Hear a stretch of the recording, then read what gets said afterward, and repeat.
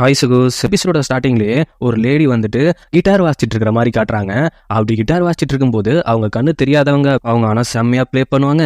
அது மட்டும் இல்லாமல் 9வது பிரின்ஸ் 3 வருஷத்துக்கு அப்புறம் இங்கே வந்திருக்காங்கல்ல, அவங்களுக்காக ஒரு பார்ட்டி அரேஞ்ச் பண்ணுறதுக்காக இவங்களை வர சொல்லியிருக்காங்க. அப்படிங்கிற மாதிரி 2 பேர் பேசிட்டு போகும்போது, ஆமாம் அந்த 9வது பிரின்ஸ் அவரோட ஒய்ஃபோ யாருக்கூடயோ அவரில் இருந்துட்டு அதை இவர் வந்து பார்த்து அவங்கள கொண்டுட்டாங்களே அப்படிங்கிற விஷயத்தை இவங்க கேசிக் பேசிட்டு போகிறத கேட்ட உடனே அந்த கிட்டார் வாசிச்சுட்டு இருந்த லேடி, அவங்க தான் நம்ம சீரீஸோட ஹீரோயின், அவங்களுக்கு கண்ணு தெரியாது.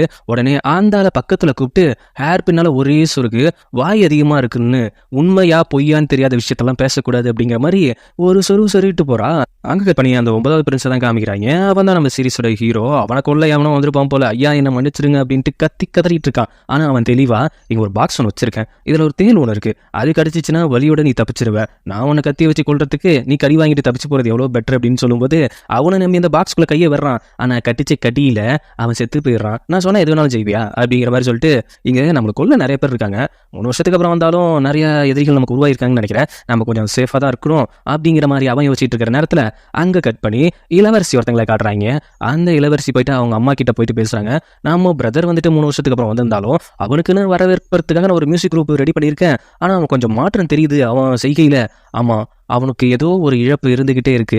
அது மட்டும் இல்லாம அந்த பிள்ளையோட போட்டோ வச்சு இன்னும் ஃபீல் பண்ணிட்டு இருக்க மாதிரி எனக்கு தெரியுது அப்படிங்கிற மாதிரி, அவனை மாத்திரம் தானே நம்ம வேலை அப்படிங்கிற மாதிரி இங்க இளவரசி இருக்காங்க. அவங்க தான் நம்ம ஹீரோட சிஸ்டர். அது மட்டும் இல்லாம கொஞ்சம் இது வில்லித்தனமாவே சுத்திக்கிட்டு இருக்கோம், அதனால சிஸ்டர்னே கூப்பிடுவோம், ஹீரோட சிஸ்டர்னு. அப்படியே நம்ம ஹீரோயினை தான் பார்க்க போறாங்க. ஏன் இந்த இசைக்கலைஞர் எல்லாம் மூஞ்ச காட்ட மாட்டாங்களா? இல்ல அவங்க பிளைண்ட் கேளு, அவங்க இது வரைக்கும் அவங்களோட ஃபேஸை காட்டினதே இல்லை அப்படிங்கிறப்ப, இல்ல எனக்கு தெரியாது, இப்போ அவங்க ஃபேஸை காட்டியே ஆகணும் அப்படிங்கிற மாதிரி சொல்லும்போது, அவங்களும் அந்த ஃபேஸை ரிவீல் பண்றாங்க. நம்ம ஹீரோயின் ரிவீல் பண்ணதுக்கு அப்புறம் இந்த இளவரசி சாக்காயிடுறா.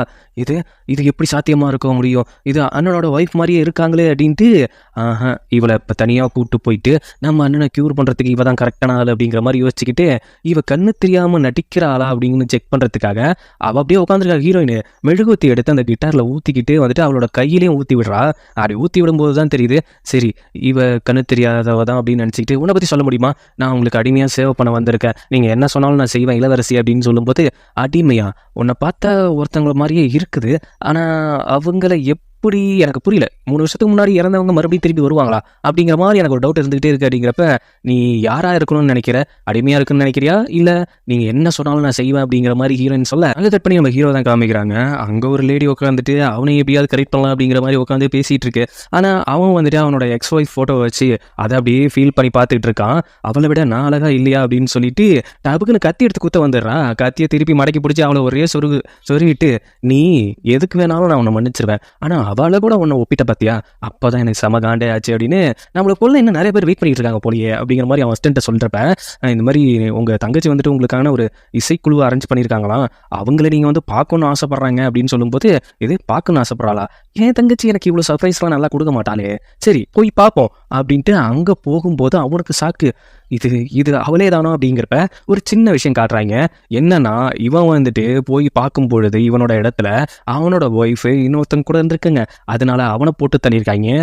அதுக்கப்புறம் அவங்க ஃபேமிலி மொத்தத்தையும் வெட்டி கொள்ள சொல்லியிருக்காங்க. அதில் அவங்க அப்பாவும் இறந்து போயிருக்காங்க. இவளை தப்பிச்சு போக சொல்லி அவர் அனுப்பிச்சு வைக்கிறாரு. ஆனால் பின்னாலேருந்து யாரோ கத்தியால் அவளையும் குத்தி கொண்டு இருக்காங்க.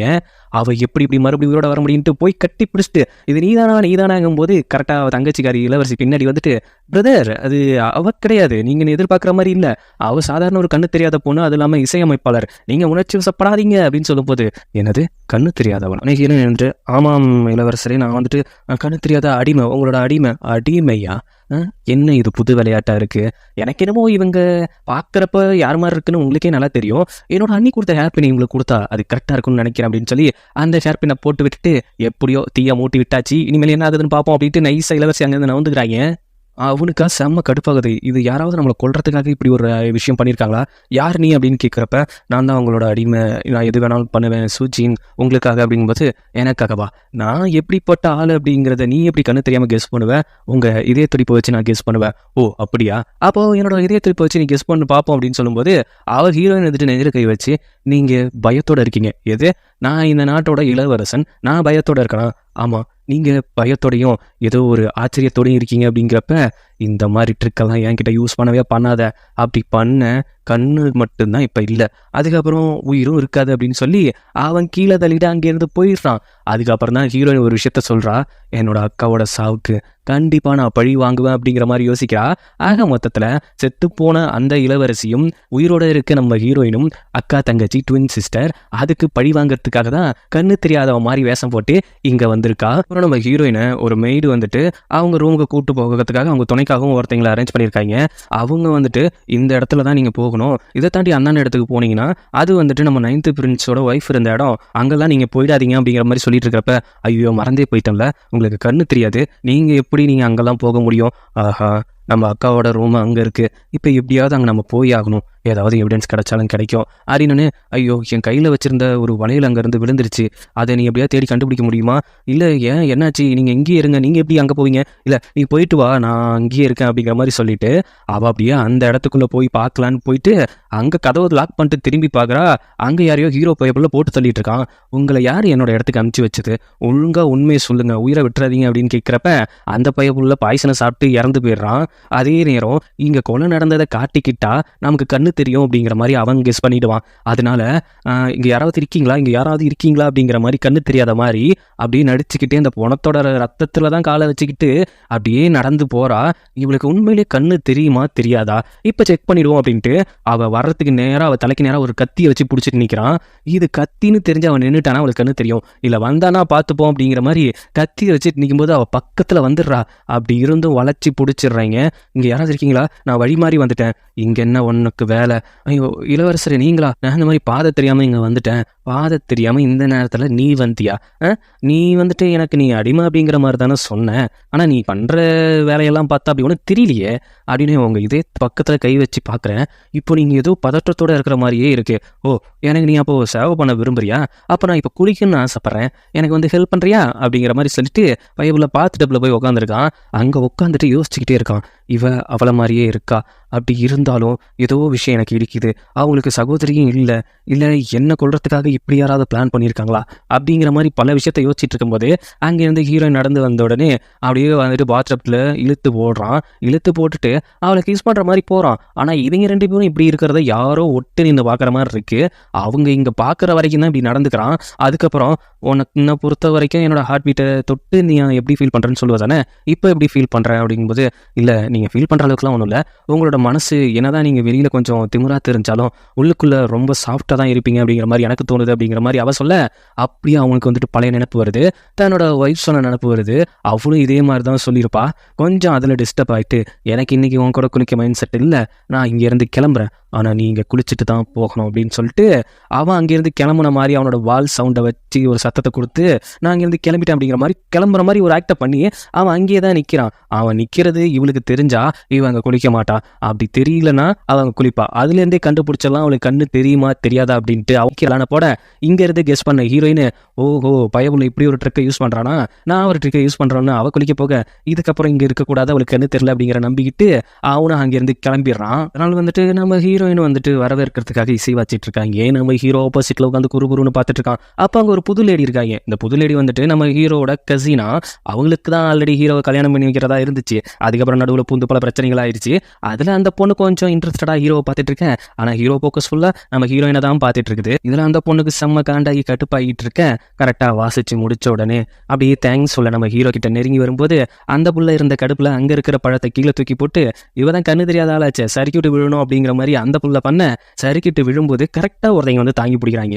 இவரை வந்து நம்ம பிரின்ஸ் கியான்னு வச்சுப்போம். கியானா இவங்க வந்துட்டு பிரின்ஸ் தான். ஆனால் இவங்க 2 பேத்துக்கும் முன்னாடியே தெரிஞ்சிருக்கும், ஹீரோக்கும் ஹீரோயினுக்கும் ஆல்ரெடி ஒரு சகோதரன் மாதிரி. இவங்க சைல்டுஹுட்டா இருந்தபோது அந்த பையனோட பிறந்த நாளுக்காக ஒரு பேக் பண்ணி கொடுத்துருப்பா, ஒரு சின்ன குட்டி பை மாதிரி.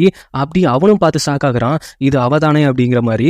ஆனால் இவங்க யாரு அப்படிங்கிற மாதிரி கேட்கும்போது அந்த மாதிரி கண்ணு தெரியாத இசைக்கலைஞர் நம்மளோட பிரின்ஸ் வந்திருக்காரு அப்படிங்கிறதுக்காக நான் தான் ரெடி பண்ணேன் அப்படிங்கிற மாதிரி இளவரசி சொல்ல, ஓஹோ ஆனால் இன்னும் டவுட் இருந்துகிட்டே இருக்கு, இந்த நல்ல படங்கள்லாம் நாசமாக்குறதே இந்த பொண்ணுங்களோட வேலையா போச்சு அப்படின்னு சொல்லிட்டு நம்ம ஹீரோவுக்கு ஒரு வணக்கத்தை போட்டுட்டு ஹீரோயினும் அங்கே இருந்துகிட்டு அப்படியே கிளம்பலாம் அப்படின்னு கிளம்பும்போது ஸ்லிப்பாகிறப்ப கரெக்டாக நம்ம கியா வந்துட்டு தாங்கி பிடிக்கிற மாதிரி போறாரு. இதை பார்த்தோன்னே ஹீரோவுக்கு கொஞ்சம் பொசசிவ் ஆகி அவளை அப்படியே அலேக்கா தூக்கிட்டு போயிட்டு இங்க நீ சேஃபா இருப்ப அப்படின்னு வச்ச உடனே டபுக்கு கையை பிடிச்சி இழுத்து அவர் ரொமான்ஸ் பண்ண பார்க்க இவனும் அப்படியே ரொமான்ஸ் பண்றான். கிஷ் பண்ணலான்னு போகும்போது அப்போதான் ஒரு விஷயம் புரியுது. அவன் கிட்ட இருக்கிற கீ எடுக்க தான் பயப்புல இப்படி பண்ணியிருக்குன்ட்டு. ரெண்டு பேரும் அப்படியே ரொமான்ஸ் பண்ணலான்னு போகும்போது டபுக்குன்னு அவனுக்கு ஏதோ டிஸ்டர்ப் ஆயிட்டு நீ இந்த மைண்ட் செட்ல இருக்கனா நானும் ஒரு நாள் அந்த மைண்ட் செட்ல வருவேன். அன்னைக்கு நாம இதை பத்தி டீப்பா டிஸ்கஸ் பண்ணுவோம். இப்போதைக்கு இது போதும் அப்படிங்கிற மாதிரி சொல்லிட்டு எனக்கு இப்போ இன்ட்ரெஸ்ட் இல்லை அப்படிங்கிற மாதிரி சொல்லிட்டு அவன் கிளம்பிடுறான். ஆனா அவளோட பிளான் அங்கே சக்சஸ். அந்த கீயை எடுத்துடுறா. லாஸ்ட் டைமே அந்த ரூமுக்கு போகலான்னு நினைக்கும் போது பயப்புல முன்னாடி ஒரு ஆளை வெட்டி போட்டிருப்பான். அது இல்லாமல் அங்கே டோர் லாக் ஆயிருக்கும். அந்த கீ வந்துட்டு இவன் கிட்ட தான் இருக்கும் அப்படிங்கிற மாதிரி அவ யோசிச்சுட்டு அந்த கீ எடுக்க தான் பயப்புல இப்போ உமா கொடுக்குற மாதிரி ஹீரோ இழுத்து பிடிச்சிருக்குது. வேற எதுவும் இல்லை. ஹீரோனுக்கு இப்போ அந்த கீ கிடைச்சிருச்சு. அதனால அவங்க அக்காவோட ரூமை போய் திறந்து பார்க்கும்பொழுது அங்கே வச்சிருக்க ஹேர்பின் கலெக்ஷன்லாம் பார்க்கும்போது அவளுக்கு பழைய நினைப்புகள் தான் வருது. அவங்க அக்கா கூட அவ இருந்தது. நான் வந்துட்டு தனியாக போயிடுவேன், இருந்தாலும் நீ பத்திரமா சேஃபாக இரு, எனக்கு இந்த ஹேர்பின் எனக்கு ரொம்ப பிடிச்சிருக்கு அப்படின்னு சொல்லும்போது ஒரு ஹேர்பினை வச்சு ஃபர்ஸ்ட் ஒருத்தனை குத்தி கொன்னால அந்த ஹேர்பினை அவள் அக்கா தான் கொடுத்துருக்கா போல. அதெல்லாம் பார்த்துட்டு அவள் ஃபீல் பண்ணிட்டு இருக்கிறப்ப அப்போ அங்கே ஒரு பாக்ஸ் பார்க்குறா. அந்த பாக்ஸை நம்ம ஹீரோயின் தான் கொடுத்துருப்பா. அது ஒரு சீக்ரெட் பாக்ஸ் மாதிரி. இதில் ஏதாவது நீ எனக்கு சீக்கிரட்டாக லெட்டர் எழுதணும்னா இதில் எழுதி போட்டு வை. இதில் ஒரு பதக்கத்தை வச்சு நம்ம ஓப்பன் பண்ணாதான் ஓப்பன் ஆகும். இதில் ஒரு பதக்கம் உன்கிட்டையும் இன்னொரு பதக்கம் என்கிட்டையும் இருக்கும். அதனால இதை சேஃபாக வச்சுக்கோ அப்படிங்கிற மாதிரி சொல்லி தான் கொடுத்துட்டு போயிருப்பா. அதே மாதிரி இவகிட்ட இருக்கிற பதக்கம் இவகிட்ட இருக்கு. சரி அந்த பதக்கத்தை தேடணும் அப்படிங்கிற மாதிரி சொல்லிட்டு நம்ம ஹீரோவோட ரூமுக்கு தான் போறா. அங்கே போயிட்டு தேடி தேடி பார்க்குறா. ஆனால் அங்கே எந்த ஒரு பதக்கமே கிடைக்கல. அந்த பாக்ஸ் எப்படியாவது ஓப்பன் பண்ணியே ஆகணும் அப்படிங்கிற மைண்ட் செட்டில் அவள் தேடிட்டு இருக்கும்போது அங்கே வேற ஒரு ஜேடு தான் இருக்கு. அதை அப்படியே பார்த்துட்டு இருக்கும்போது கரெக்டாக ஹீரோ உள்ள வந்துடுறான். உனக்கு என்னோட பெட்ரூம்ல என்ன வேலை அப்படிங்கிற மாதிரி ஹீரோ கேட்கும்போது உங்களோட அடிமை நான் தானே, உங்களுக்கு சேவை பண்ண நான் எந்நேரமும் காத்திருக்கணும் அப்படின்ட்டு என்னை அனுப்பிச்சு வச்சாங்க அப்படிங்கிற மாதிரி ஒரு பொய்யை சொல்ல, ஓ எனக்கு சேவை பண்ண அவ்வளோ இன்ட்ரெஸ்ட் அவனுக்கு, ஓஹோ அப்படின்னு சொல்லிட்டு அவன் கொஞ்சம் ரொமான்டிக்காக நடந்துக்க ட்ரை பண்ணுறான். அதுக்கப்புறம் அடுத்த நாள் காலையில் தான் பார்க்குறாங்க ஹீரோயின் வந்துட்டு கேஷுவலாக அந்த ரூம்ல இருந்து வெளியில் வரா. அப்போ வந்துட்டு அவளோட மெய்டு வந்து கூப்பிட்டு போகிறாங்க. அப்போது இளவரசி கொடுத்தாங்க அப்படின்ட்டு ஒரு சில சூப்பெல்லாம் கொடுத்து அனுப்பிச்சிடுறாங்க. அங்கே போய் உட்காந்ததுக்கு அப்புறம் தான் யோசிக்கிறான், பயப்புள்ள நைட்டெல்லாம் ஒன்றும் பண்ணவே கிடையாது. அவளை கிட்டார் வாசிக்க சொல்லிட்டு பயப்புள்ள தண்ணியை போட்டு செம்ம ஜாலியாக டான்ஸ் ஆடிட்டு இருந்திருக்கான்.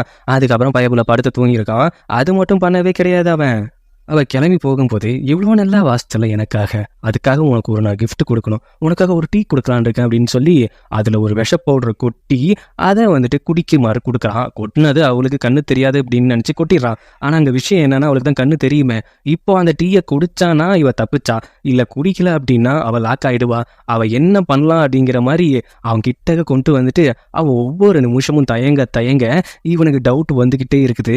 இவ என்ன பண்ணுவா அப்படிங்கிற மாதிரி. அதுக்கப்புறம் அந்த விஷத்தை எடுத்து அவளே குடிச்சிடுறா. குடிச்சதுக்கு அப்புறம் இன்னொரு அரை மணி நேரத்தில் இதுக்கான ஆன்டிடோட்டை நான் எடுக்கலனா நான் இறந்துருவேன் அப்படிங்கிற பயத்திலேயே அங்கிருந்து குடிச்சிட்டு கேஷுவலாக வெளியில் வந்திருக்கா. அதுக்கு முன்னாடி வந்துட்டு இளவரசி ஒரு சூப் கொடுத்த மாதிரி இவனு கொண்டு வந்து கொடுத்துருப்பாங்க. அதில் அதுக்கான ஆன்டிடோட் இருக்கும். அதை குடிச்சு அவள் தப்பிச்சிருப்பா. தப்பிச்சது மட்டும் இல்லாமல் என்ன அவன் சந்தேகப்பட்டு இருக்கான். அவன் சந்தேகப்படாத மாதிரி நான் நடந்துக்கணும், அதுக்காக நான் வேற ஏதாவது திட்டம் தீட்டி தான் ஆகணும் அப்படிங்கிற மாதிரி நம்ம ஹீரோயின் பிளான் பண்ணியிருப்பா. பண்ணி ஹீரோவையும் நம்ம ஹீரோயினோட பிரதர்னு ஒருத்தங்க இன்ட்ரோ ஆனாங்களே அவங்க தான் பேசிட்டு இருக்காங்க. நான் இங்க எதுக்காக வந்திருக்கேன்னா ஒரு ப்ரப்போசல் வைக்க தான் வந்திருக்கேன் அப்படிங்கும்போது, என்னது உங்க தங்கச்சியை நான் கல்யாணம் பண்ணிக்கணுங்கிறதுக்காக தான் இங்க வந்திருக்கேன், என்னோட அரசாங்கத்துக்கும் அது ஓகே தான், உங்க மனசுல என்ன இருக்கு அப்படின்னு நான் தெரிஞ்சுட்டு போதான் வந்திருக்கேன் அப்படிங்கும்போது இதை வந்துட்டு நம்ம ஹீரோட தங்கச்சி இளவரசி இருக்காங்கல்ல அவங்க சைட்ல இருந்து ஒட்டு கேட்டுட்டு தான் இருக்காங்க. அவளோட கல்யாண முடிவை நான் எப்படி எடுக்க முடியும், இதுல ஏதாவது வேற ஏதாவது திட்டம் இருக்குமா அப்படிங்கிற மாதிரி ஹீரோ யோசிச்சுட்டு இருக்கும்போது கரெக்டா வந்துட்டு ஏதாவது பிரச்சனையா அப்படிங்கிற மாதிரி கேட்கும்போது அதெல்லாம் ஒன்றும் பிரச்சனை இல்லை, நாம இதை பத்தி அப்புறம் பேசுவோம். இவங்க இப்படி பேசிட்டு இருக்கிறத பார்த்த உடனே இளவரசிக்கு ஒரு டவுட் ஆகுது. என்னோட அண்ணன் என்னோட வாழ்க்கை முடிவுலாம் எடுக்க ஆரம்பிச்சிட்டு இருக்கானா, இதுக்கு நான் ஏதாவது வேற வழி பண்ணியாகணும் அப்படிங்கிற மாதிரி அவங்க எதை யோசிச்சுட்டு இருக்காங்க. அதே நேரம் ஹீரோயின் வந்துட்டு அவளோட பணிப்பெண் கூடயே வந்துக்கிட்டு நம்ம பிரதர் அவனோட பிரதருக்கு ஒரு சிக்னல் கொடுக்குறா ஒரு பாட்டு மூலியமாவே. அந்த பாட்டு அவங்களுக்கு புரியுற மாதிரி இருக்கு. அதுவும் உன்னை நைட்டு மீட் பண்றேன் அப்படிங்கிற மாதிரிலாம் வந்துட்டு அவங்க கவிதை மூலியமா சொல்லியிருக்காங்க. ஆனா இதை ஹீரோவும் நோட் பண்ணியிருக்கான். இவங்க ரெண்டு பேத்துக்குள்ள ஏதோ சிங்க் ஆகுது மாதிரி இருக்கு. அது மட்டும் இல்லாம ஐ கான்டாக்ட் ஹெவியா இருக்கு. எனக்கு என்னமோ நான் யார்கிட்டயே ஏமாந்துட்டு இருக்கிற மாதிரி எனக்கு ஃபீல் ஆகுது அப்படின்னு நினைச்சுக்கிட்டு அன்னைக்கு நைட்டு வந்துட்டு அவனோட இடத்துக்கு போகும்போது அன்னைக்கு ரெண்டு பேர் கொல்ல வராங்க. அவங்க ரெண்டு பேர்த்தையும் தடுத்து சண்டை போட்டுட்டு இருக்கிற நேரம் கரெக்டா நம்ம ஹீரோக்கு பின்னாடி ஒருத்தன் அம்பு பாய விட்டுறான். குறுக்கு நம்ம ஹீரோயின் பூந்து அந்த அம்பை வாங்கிக்க எனக்காக நீ அப்படி பண்ண அப்படிங்கிற மாதிரி அவன் அப்படியே அங்க ஷாக்ல இருந்துட்டு இருக்கும்போது அவளை எப்படியாவது காப்பாத்தி ஆகணும் அப்படிங்கிற மாதிரி முடிவு பண்ணிட்டு இருக்கான். அவளை கொண்டாந்து வந்துட்டு அவன் பெட்ரூம்ல வச்சுட்டு மருந்து போலான்னு பார்க்கும்போது அவனோட அஸ்டட் என்ன பண்றான்னா, இது வந்தவங்க கிட்ட இருந்தது இந்த ஜேடு நம்ம ராணியோட ஜேடு மாதிரி இருக்கு அப்படின்னு சொல்லும்போது இதை பத்தி நீ விசாரி, அதை நான் அதுக்கப்புறம் பாத்துக்கிறேன் அப்படிங்கிற மாதிரி அவன் பேசிட்டு இருக்கிறத நம்ம ஹீரோயின் கேட்டுட்டு என்னோட சகோதரன் கொஞ்சம் புத்திசாலித்தனமா தான் இருக்கான். அவன் ஆட்களை அமுச்சு விட்டுட்டு இப்போ வந்துட்டு ராணியோட ஜடை போட்டு போயிருக்கான். இது பல பிரச்சனைகளை உண்டாக்கும். அது மட்டும் இல்லாம என் பக்கம் எந்த ஒரு பிரச்சனையும் திரும்பாம இருக்கும், அவன் பக்கமும் திரும்பாம இருக்கும் அப்படிங்கிற மாதிரி இவங்க இங்க யோசிச்சுட்டு இருக்காங்க. அதே நேரம் காயம் ரொம்ப பலமா பட்டிருக்கா அப்படின்னு சொல்லி அந்த காயத்துல கை வைக்கும்போது அவளுக்கு ரொம்ப வலிக்குது. சரி என்ன பண்ணலாம் அப்படின்னு அவ யோசிச்சுட்டு இருக்கும்போது கரெக்டா அவனோட விரலை கொடுத்து, உனக்கு எவ்வளவு வலி வருதோ என் விரலை நீ கடிச்சிக்கோ, அது உனக்கு கொஞ்சம் இதுவா இருக்கும் அப்படின்னு சொல்லிட்டு அவன் காயத்துக்கு மருந்து போட்ட இவ கடிக்கிறா. இது எல்லாம் புது ட்ரீட்மெண்டா தாங்க இருக்குது. அங்கதே நேரம் நம்ம ஹீரோனோட பிரதரை காட்டினா அவங்க அமுச்சு வச்சு ஆளையே பிடிச்சி திட்டிட்டு இருக்கான். இன்னைக்கு என்னோட பிளானே கிடையாது, ஏன் அப்படி போய் அவசர கொடுக்கத்தனமா பண்ணிட்டு வந்திருக்கீங்க, அது மட்டும் இல்லாம விஷம் வேற கொடுத்துட்டு வந்திருக்கீங்களா அப்படிங்கும்போது, ஆமா விஷம் கொடுத்துட்டு வந்திருக்கோம், அது வந்துட்டு அந்த அம்பை அவங்க கருத்துட்டாங்க, உள்ள ஒரு குறுக்க ஒரு பொண்ணு புந்து, ஆனா அந்த அம்பை குத்தி தான் அவன் சாகணும்னு இல்ல, அதுல இருந்து விஷவாயுவே அவனை தாக்கிடும், அது வந்துட்டு தாழம்பூ விஷம், கண்டிப்பா அவனை என்ன அட்டாக் பண்ணிருக்குங்கிறப்ப அங்க பார்த்தா ஹீரோயின் வந்துட்டு உங்களுக்கு எதுவும் ஆகலையே அப்படின்னு ஹீரோவை தொட்டுட்டு இருக்கும்போது அந்த வாசத்தை அவளும் கண்டுபிடிச்சிடறா. இது வந்துட்டு நம்ம குடும்பம் மட்டும் தானே இதை யூஸ் பண்ணுவாங்க, அப்போ அவங்க இந்த விஷத்தை தான் பயன்படுத்திருக்காங்களா, இது எப்படியாவது தெரிஞ்சா பிரச்சனை ஆயிடுமே, உங்களுக்கு ஒன்றும் ஆகலையேங்கும் போது ஹீரோ மயக்கம் போட்டு விழுந்துடுறான். அப்பதான் அங்க கட் பண்ணி அவங்க பிரதரை காமிக்கிறாங்க. அந்த விஷம் முறியணும் அப்படின்னா அது பெரிய விஷம்லாம் ஒன்றும் கிடையாது, இருந்தாலும் அது பாடியை கண்டினியூ ஆகிட்டு இருந்ததுன்னா அவங்க அப்படியே ஸ்லீப்பிங்க்கு போய் அவங்க உறைஞ்சே ஹார்ட் ஸ்லோ ஆகி நின்று செத்துருவாங்க. அப்படி அவங்க சாகாம இருக்கணும்னா ஏதாவது ஹீட்டா ஏதாவது ஒரு சம்பவம் நடந்துகிட்டே இருக்கணுமா. அந்த மாதிரி யோசிக்கும் போதுதான் ஹீரோயினுக்கு வேற வழியே தெரியல, அவ இப்படியே விட்டுட்டு போயிடலாமான்னு தான் யோசிக்கிறா. ஆனா இவனை விட்டா வேற சந்தேகம்லாம் தீராதுல, அதனால அங்க அவளையே இழுக்க முடிவு பண்றா. அது மட்டும் இல்லாம தன்னோட ட்ரெஸ்ஸை கழட்டிட்டு ஹீரோ கூட ஒன்னா இருக்கா. அப்படி இருந்தாதான் அந்த விஷத்தை போக்க முடியும் அப்படிங்கிறதுக்காக அடுத்த நாள் காலையில பார்த்தா இவங்க ஒன்னா இருக்கிறது ஹீரோக்கு ஷாக்கா இருக்கு.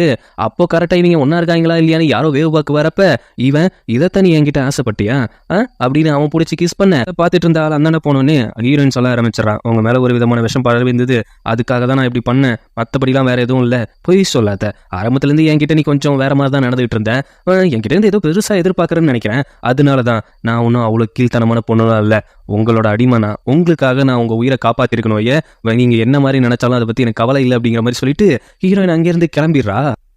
அவங்க மருத்துவரை கூப்பிட்டு அவன் செக் பண்ணி பார்க்குறான், இந்த விஷத்தை பற்றி என்னோட ஒய்ஃப் முன்னாடியே சொல்லியிருக்காங்களே அப்படிங்கிற மாதிரி. அப்போ இவன் அந்த குடும்பத்தை சேர்ந்தவளா, அந்த குடும்பத்தில் யார் யார் இறந்து போனாங்கன்னு கொஞ்சம் லிஸ்ட் எடுத்துருவா அப்படிங்கிற மாதிரி அவன் அசிஸ்டன்ட்ட சொல்ல அவன் எடுத்து அந்த கொடுத்தோன்னே அதில் ஒரு சில பேர் மிஸ் ஆயிருக்காங்க. அப்போ இவ என்கிட்ட நடிச்சிட்டு இருக்காளா, போய் கண்டுபிடிச்சிட வேண்டியதான்ட்டு ஹீரோயின் ரூமுக்கு போகிறான். அங்கே போயிட்டு ஒரு சில விஷயங்கள் அவன் பார்க்க அவனுக்கு டவுட் இன்னும் அதிகமாகுது. கண்ணு தெரியாதவங்க எதுக்கு கண்ணு கட்டுற ஸ்கார்ஃப்லாம் வச்சிருக்கணும், அவனுக்கு டவுட் இன்னும் அதிகமாகுது. ஆக மொத்தத்தில் நமக்கு தெரியாமையே நம்ம கிட்ட எவ்வளோ பிளான் போட்டுட்டு இருக்காங்க. இப்போ இதை வச்சு நான் ஒரு பிளான் போடுறேன். ஹீரோயின் காதல விழுற மாதிரி இந்த மாதிரி அந்த பிரதர் இருக்கார்ல அவரோட ரூமை வந்துட்டு நம்ம இளவரசர் வந்துட்டு நைட்டோட நைட்டா சர்ச் பண்ண போறாராம். அது மட்டும் இல்லாம அங்க ஒரு குற்றவாளிகள்லாம் இருக்காங்களா, என்னென்னமோ நடக்க போகுது அப்படிங்கிற நியூஸை பரப்பி விட ஹீரோயினுக்கு ஒரே மாதிரி பக்குன்னு இருக்கு. என்ன இப்படி ஆயிடுச்சு, இது எப்படியாவது காப்பாத்தி ஆகணுமே பிரதர் அப்படிங்கிற மாதிரி அவ யோசிக்க ஆரம்பிக்கிறா. அவ யோசிக்க ஆரம்பிச்சோன்னே ஹீரோவும் அதுக்காக தான் வெயிட் பண்ணிட்டு இருக்கான். இவ ஏதாவது மூவ்மெண்ட் கொடுப்பா, கரெக்டா இவ்வளவு போய் லபக்குன்னு பிடிச்சிடலாம் அப்படிங்கிற மாதிரி தான் அங்க வெயிட் பண்ணிட்டு இருக்கான். ஹீரோட அசிஸ்டன்ட் வந்துட்டு அவங்க தங்கி இருக்கிற இடத்தையே ஒத்து பார்த்துட்டு இருக்கான், யாராவது வெளியில போறாங்களா என்ன அப்படின்னு. அப்படி இருந்த ஒரு சம்பவம் நடக்கல. இங்க பார்த்தா அவனோட பணியாளர் மட்டும்தான் வெளியில போயிருக்கா. இதை வந்துட்டு கண்டிப்பா அவங்க ஒன்றும் வெளியில போகவே இல்லை, அவங்க இன்னும் அவங்க ரூம்ல தான் கிட்டார் வாசிச்சுட்டு இருக்காங்க, நாம தான் தப்பா சந்தேகப்பட்டோமோ அப்படிங்கிற மாதிரி யோசிக்க ஆரம்பிச்சிட்டாங்க. ஆனா ஹீரோ கரெக்டா கெஸ் பண்ணிடுறான், நீ போறது வந்துட்டு அவ பணிப்பெண் சொன்னல, அது அவ பணிப்பெண் தானா அப்படிங்கிற ஒரு டவுட் வர அப்பதான் யோசிச்சு பாக்குறாங்க.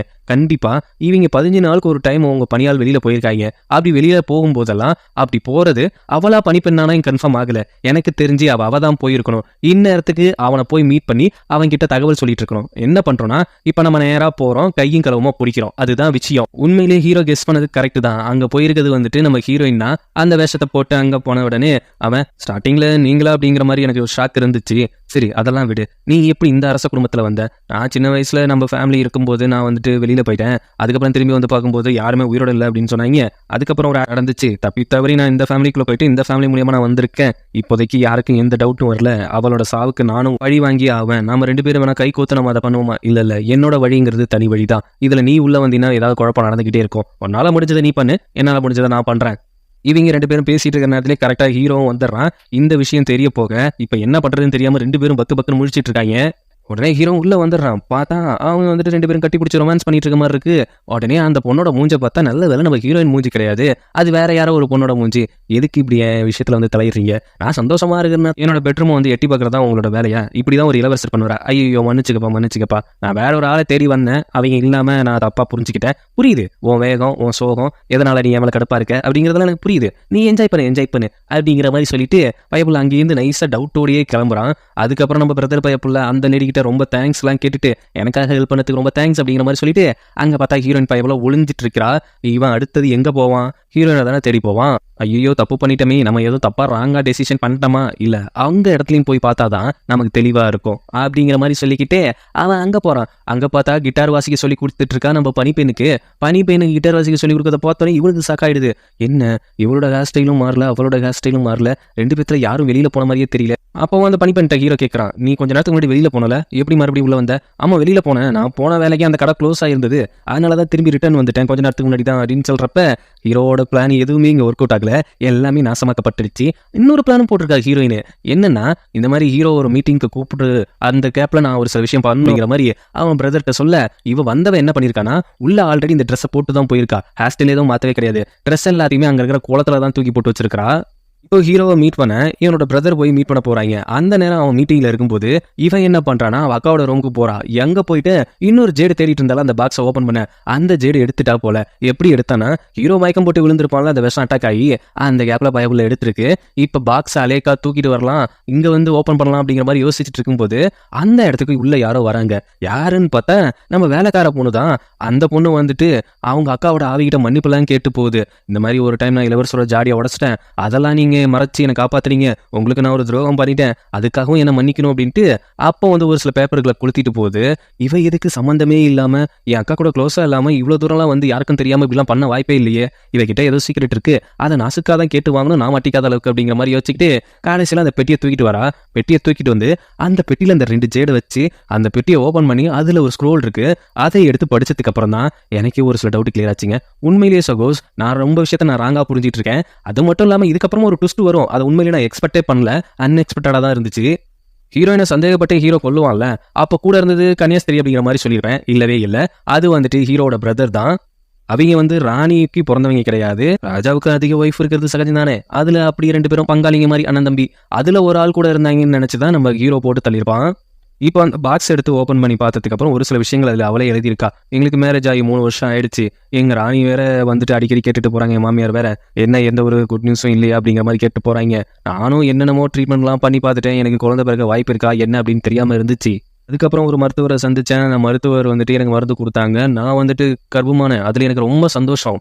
அதுக்கப்புறம் தான் என்னோட வேலைக்கார பொண்ணும் என்னோட ஹஸ்பண்டும் பேசிட்டு இருக்கிறத நான் பார்த்தேன். அவர் தான் எனக்கு கருவை தடை பண்ற மருந்தை டெய்லி கொடுத்துருக்காரு. 3 வருஷமுமே அந்த கரு உண்டாக போறதுக்கு அவர் தான் காரணமா இருந்திருக்காரு. அதுக்கு அந்த பொண்ணு உதவி இருக்கா. இதை தெரிஞ்சதுக்கு அப்புறம் எனக்கு பயமாயிடுச்சு. எனக்கு பின்னாடி ஏதோ ஒரு சதிவலை பின்னிட்டு இருக்காங்களோ அப்படிங்கிற மாதிரி எனக்கு தோணிக்கிட்டே இருந்துச்சு. நான் நேசிக்கிற என்னோட கணவர் எனக்கு ஏன் இப்படி ஒரு துரோகத்தை பண்ணும் அப்படிங்கிற மாதிரி நான் யோசிச்சுட்டு இருந்தப்பதான் ஒரு நாள் எனக்கு ட்ரிங்கை யாரோ மாத்தி கொடுத்த மாதிரி இருந்துச்சு. மாத்தி கொடுத்தது மட்டும் இல்லாம அந்த ட்ரிங்க்ல நான் என்ன பண்ணேன் அப்படிங்கிறது எனக்கு தெரியல. அப்புறம் பார்த்தா நான் அந்த 3வது இளவரசரோட இருந்தேன் அப்படின்னு சொல்லிட்டு இப்படி ஒரு வாழ்க்கையை எனக்கு கொடுத்துட்டாங்க, பட்டத்தை எனக்கு கொடுத்துட்டாங்க. இதுக்கு எல்லாம் காரணம் என்னோட கணவர் மட்டும்தான், வேற யாருமே இல்ல அப்படிங்கிற மாதிரி அதுல எழுதி வச்சிருக்காங்க. ஆக மொத்தத்துல ஹீரோ தான் வில்லனா அப்படிங்கிற ஒரு டவுட் உங்களுக்கு இந்த நேரத்துல வருதுல்ல, எனக்கு வந்தது. வாங்க ஸ்டோரி இன்னும் கொஞ்சம் இன்ட்ரெஸ்டிங்கா போகுது. இப்படியே இவ படிச்சுட்டு இருக்க நேரத்துல செம்ம கோவமாயிடா. கோவமானது மட்டும் இல்லாம எப்படியாவது அவனை பழி வாங்கியே ஆகணும் அப்படிங்கிற மாதிரி யோசிச்சுட்டு இருக்கும்போது கரெக்டா நம்ம பணிப்பேன் அந்த நேரத்துல வெளியில மழை பெய்யுது, நீங்க பத்திரமா இருக்கீங்களான்னு பார்க்க வந்தேன் அப்படிங்கிற மாதிரி வரப்ப இதுதான் கரெக்டான டைம், இப்போதான் இவ்வளோ நம்ம யூஸ் பண்ணிக்கணும் அப்படின்னு அப்படியே தூங்குற மாதிரி தூங்குறா. எழுப்பிடும் போது எழுந்திருக்கிறப்ப அவ அக்காவோட ஆவி இவன் உடம்புல பூந்த மாதிரி பேசுறா. என்ன நல்லா இருக்கியா அப்படின்னு கேட்கும்போது, நல்லா இருக்கியாவா, கொஞ்ச நேரத்துக்கு முன்னாடி தானே பார்த்துட்டு போனோம், என்ன நல்லா இருக்கியான்னு கேட்குறீங்க. இல்ல எனக்காக நீ வேண்டிக்கிட்டதெல்லாம் நான் பார்த்தேன், என்கிட்ட மன்னிப்புலாம் கேட்டல, அதை நான் ஏத்துக்கிறேன். என்ன சொல்றீங்க? அப்போ நீங்க ஆமா நான் உங்களோட 9வது இளவரசி தான், அந்த ஜாடி உடைக்கப்பட்ட விஷயத்துல நான் உன்னை காப்பாத்தினால. ஆமா, இந்த விஷயம் அவங்க எங்களை தவிர வேற யாருக்குமே தெரியாத, அப்போ நீங்க தான் வந்திருக்கீங்களா? அப்போ நீ எனக்கு ஒரு உண்மையை சொல்றியா? நீயும் நானும் எவ்வளவு ஃப்ரெண்டா இருந்தோம், உனக்காக நான் எவ்வளவு விஷயம் பண்ணியிருக்கேன், ஆனா என்னோட கருவை தடுக்கணும் அப்படின்ட்டு யாரும் இங்க பிளான் பண்ணா, அதை மட்டும் சொல்லு அப்படின்னு சொல்றப்ப வேற யாருமே கிடையாது, 9வது இளவரசர் தான் பண்ணாரு, என்ன மன்னிச்சிருங்க அப்படிங்கிற மாதிரி அந்த பொண்ணு கதறிட்டு இருக்கு. ஏன் இப்படி பண்ணாங்க, இதுக்கு பின்னாடி இருக்கிறவங்க யாரு, சத்தியமா எனக்கு தெரியாது, நான் ஒரு வேலைக்காரி மட்டும்தான், இந்த விஷயத்துல எனக்கு இவ்வளவுதான் தெரியும் அப்படிங்கும்போது ரொம்ப நன்றி அப்படின்ட்டு மறுபடியும் அவன் மயக்கம் போட்டு விழுறா. இப்போ எழுந்திருக்கும் போது நம்ம ஹீரோயினா எழுந்திருக்கிறா. எழுந்துச்சோன்னு இப்போ நீங்க நல்லா இருக்கீங்களா அப்படிங்கும்போது எனக்கு என்ன ஆச்சு, நான் நல்லா தான் இருக்கேன் அப்படின்னு பர்ஃபார்ம் பண்ண அந்த புள்ள குழப்பத்துல ஒரு சில விஷயத்த உளறிட்டு போயிடுச்சு. ஆக மொத்தத்துல எல்லாத்துக்குமே காரணம் இவன் மட்டும்தானா? இவனை நான் சும்மாவே விட மாட்டேன் அப்படிங்கிற மாதிரி செம்ம கோவத்துல இருக்கா. என் அக்காவோட சாவுக்கு அவனை துண்டு துண்டா வெட்டுவேன் அப்படிங்கிற மாதிரி யோசிச்சுட்டு இருக்கா. அங்க கட் பண்ணி ஹீரோ காட்டினா அவன் வந்துட்டு அவ உயிரை கொடுத்து நம்மளை காப்பாற்ற பார்த்தா அவகிட்ட இவ்வளோ ரொம்ப மோசமா நடந்துக்கிறமே அப்படின்னு அவன் ஹஸ்பண்டை கூப்பிட்டு, அந்த பொண்ணுங்களுக்கு பிடிச்ச விஷயம்னா என்ன, எனக்கு கூப்பிட்டு ஏதாவது கொலை பண்ணிட்டு வர சொன்னீங்கன்னா அதுல ஒரு லாஜிக் இருக்குது. இந்த மாதிரி பொண்ணுங்களுக்கு பிடிக்கிற விஷயம்னா நான் என்ன லவர் வச்சிருக்கேன், கேர்ள் ஃப்ரெண்ட் வச்சிருக்கேன், உங்களை தான் உங்க கூட தான் சுத்திட்டு கிடக்குறேன், டேய் கேட்டா ஏதாவது ஒரு விஷயத்த சொல்றா அப்படின்னு அவளுக்கு ஏதாவது மருந்து எடுத்துட்டு போவோம், ஆல்ரெடி நம்மளால காயப்பட்டிருக்கா அப்படின்னு அக்கறையா விசாரிக்க போறான். அங்க போன உடனே அவளும் வாங்க உங்களோட காயெல்லாம் சரியாயிடுச்சா, அதெல்லாம் நல்லா ஆயிடுச்சு, என்னமோ தெரியல உன் மேலே தெரியுதுன்னு எனக்கு அக்கறையா தோணுது, உன் உயிரை கூட பற்றி கவலைப்படாம என் உயிரை காப்பாற்றங்கள, அதனால மருந்து பத்திரமா கரெக்டாக எடுத்துக்கோ, நல்லா பார்த்துக்கோ, வேற ஏதாவது ஹெல்ப் வேணும்னு கீழே கண்டிப்பாக நான் உன்னை அப்பப்போ பார்த்துக்கிறேன், ஏன்னா எனக்கு என்னமோ தெரியல முன்னாடிலாம் நீ என்ன தொல்லை பண்ணுற மாதிரி இருக்கும், இப்போல்லாம் உன்னை பிடிச்சிருக்கு அப்படிங்கிற மாதிரி சொல்லிட்டு போக, பிடிக்கணும் அதுதான் எனக்கும் வேணும், நீ உன்னை மறந்து என் கூட இருக்கும்போது தான் நான் பழி வாங்க முடியும் அப்படிங்கிற மாதிரி அவ யோசிச்சுட்டு இருக்கா. அந்த நேரத்தில் ஒரு துருப்பு சீட்டு இவளுக்கு விழுது. அது விழும்போது அதை எரிச்சிட்டு அடுத்த பிளானுக்கு ரெடி ஆகிறாங்கன்னு நினைக்கிறேன். அடுத்த பிளான் ரெடி ஆகிறதுக்குள்ளார அங்கே கட் பண்ணி நம்ம பிரதரையும் இளவரசியும் தான் காமிக்கிறாங்க. அவன் என்னமோ நம்ம ஹீரோவை பார்க்க வரும்போது அங்கே எதாச்சியா இளவரசியை பார்த்த உடனே நீங்கள் கல்யாணம் பண்ணுற ஆசையில் வந்திருக்கீங்க போல, என்னை விட நல்லா இருக்கிற பொண்ணுங்க இங்கே நிறைய பேர் இருக்காங்க, அவங்கள நீங்கள் ட்ரை பண்ணலாம் அப்படிங்கிற மாதிரி அவ சொல்லிட்டு இருக்க. வெளியில புயல் ரொம்ப அதிகமாக இருக்குது.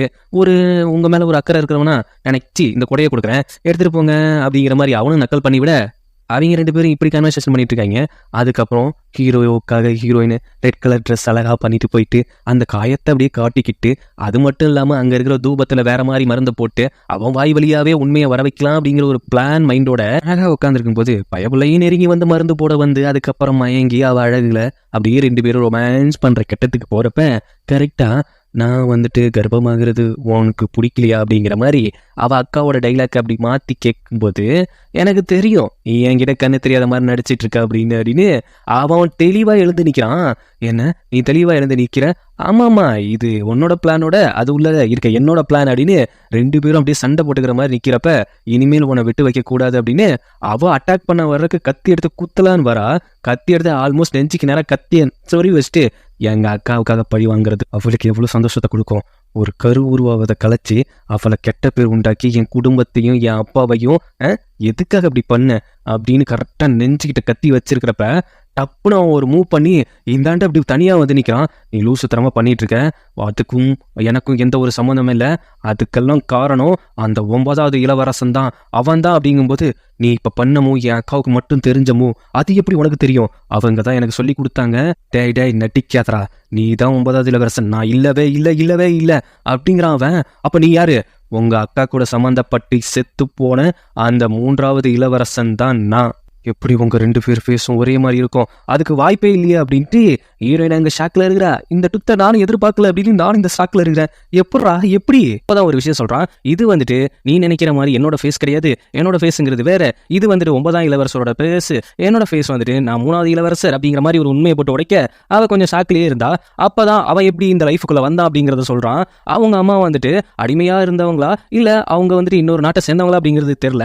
13 வருஷத்துக்கு அப்புறம் அவன் இந்த நாட்டுக்கு வந்திருக்கான். அப்படி வரும்பொழுது 9வது இளவரசர் இருக்கான்ல உண்மையான வில்லன், அவன் இவனை அண்ணங்கிற மாதிரி மதிக்கல, அவனுக்கு மரியாதையும் கொடுக்கல, அதுக்கு பதிலா அவனை கூப்பிட்டு நல்லபடியா உட்கார வச்சு பேசி அவனை போட்டு பெல்ட்டாலே அடிச்சிருக்கான். அவனால எதுவும் பண்ண முடியல. ஒவ்வொரு இடத்துலையும் ஒவ்வொரு நேரத்திலையும் அவனை அசிங்கப்படுத்தும் போது, காயப்படுத்தும் போது, கஷ்டப்படுத்தும் போது எல்லாம் நம்ம ஹீரோயினோட அக்கா தான் தடுத்து காப்பாத்திருக்கா. இந்த மாதிரி நிறைய இடத்துல காப்பாத்துறதால அவங்க மேல ஒரு அக்கறை, அது மட்டும் இல்லாம ஒரு அன்பு இருந்திருக்கு. மற்றபடி அவங்க மேல லவ் எல்லாம் கிடையவே கிடையாது. இப்படியே ஒவ்வொரு நேரத்திலையும் அவன் என்னை கஷ்டப்படுத்திக்கிட்டே இருந்தான். அது ஒரு கட்டத்துக்கு மேல எனக்கு பொறுக்க முடியாம அவனை கொல்லலாம் அப்படிங்கிற ஒரு முடிவு எடுத்தேன். அப்போதான் உங்க அக்கா என்னோட லைஃப்ல மறுபடியும் வந்தாங்க. என்னோட கணவரை கொல்றதுக்கு நீ பிளான் பண்ணிட்டு இருந்தீனா அதுக்கு நான் உனக்கு ஹெல்ப் பண்ண முடியாது. அது மட்டும் இல்லாம இப்போ உன்னை நான் காப்பாத்திட்டு இருக்கிறதுக்கான காரணமே அவர் பண்ற தப்ப நான் கொஞ்சம் சரி பண்ணிக்கணும் அப்படின்னு நினைக்கிறதா தான், மற்றபடி வேற எதுவுமே கிடையாது. உன் மேல எனக்கு பாசம் இருக்கு, மற்றபடி பரிவு இருக்கோயே, நீ நினைக்கிற மாதிரி எதுவுமே இல்லை அப்படிங்கிற மாதிரி சொல்றப்ப நான் வேணா உனக்கு ஒரு ஸ்டெப்புக்கு கத்துத்தரேன். யாராவது உன்னை குத்த வந்தா நீ இப்படிதான் திருப்பி மாத்தி போகணும் அப்படிங்கிற மாதிரி அவன் ஒரு ஸ்டெப்பை கத்துறா. அந்த ஸ்டெப்பை தான் நம்ம ஹீரோயின் காட்டி இப்போதைக்கு தப்பிச்சிருக்கான் பயபுல. அப்போ எப்படி உங்களுக்கும் அவங்களுக்கும் அஃபேர் அப்படிங்கிற மாதிரி சொன்னாங்களே, அது அவங்க பண்ண சதி. அதுவும் யார் பண்ண சதி தெரியுமா அப்படிங்கிறப்ப இப்போதான் உண்மையிலே நடந்த விஷயத்தை காமிக்கிறாங்க.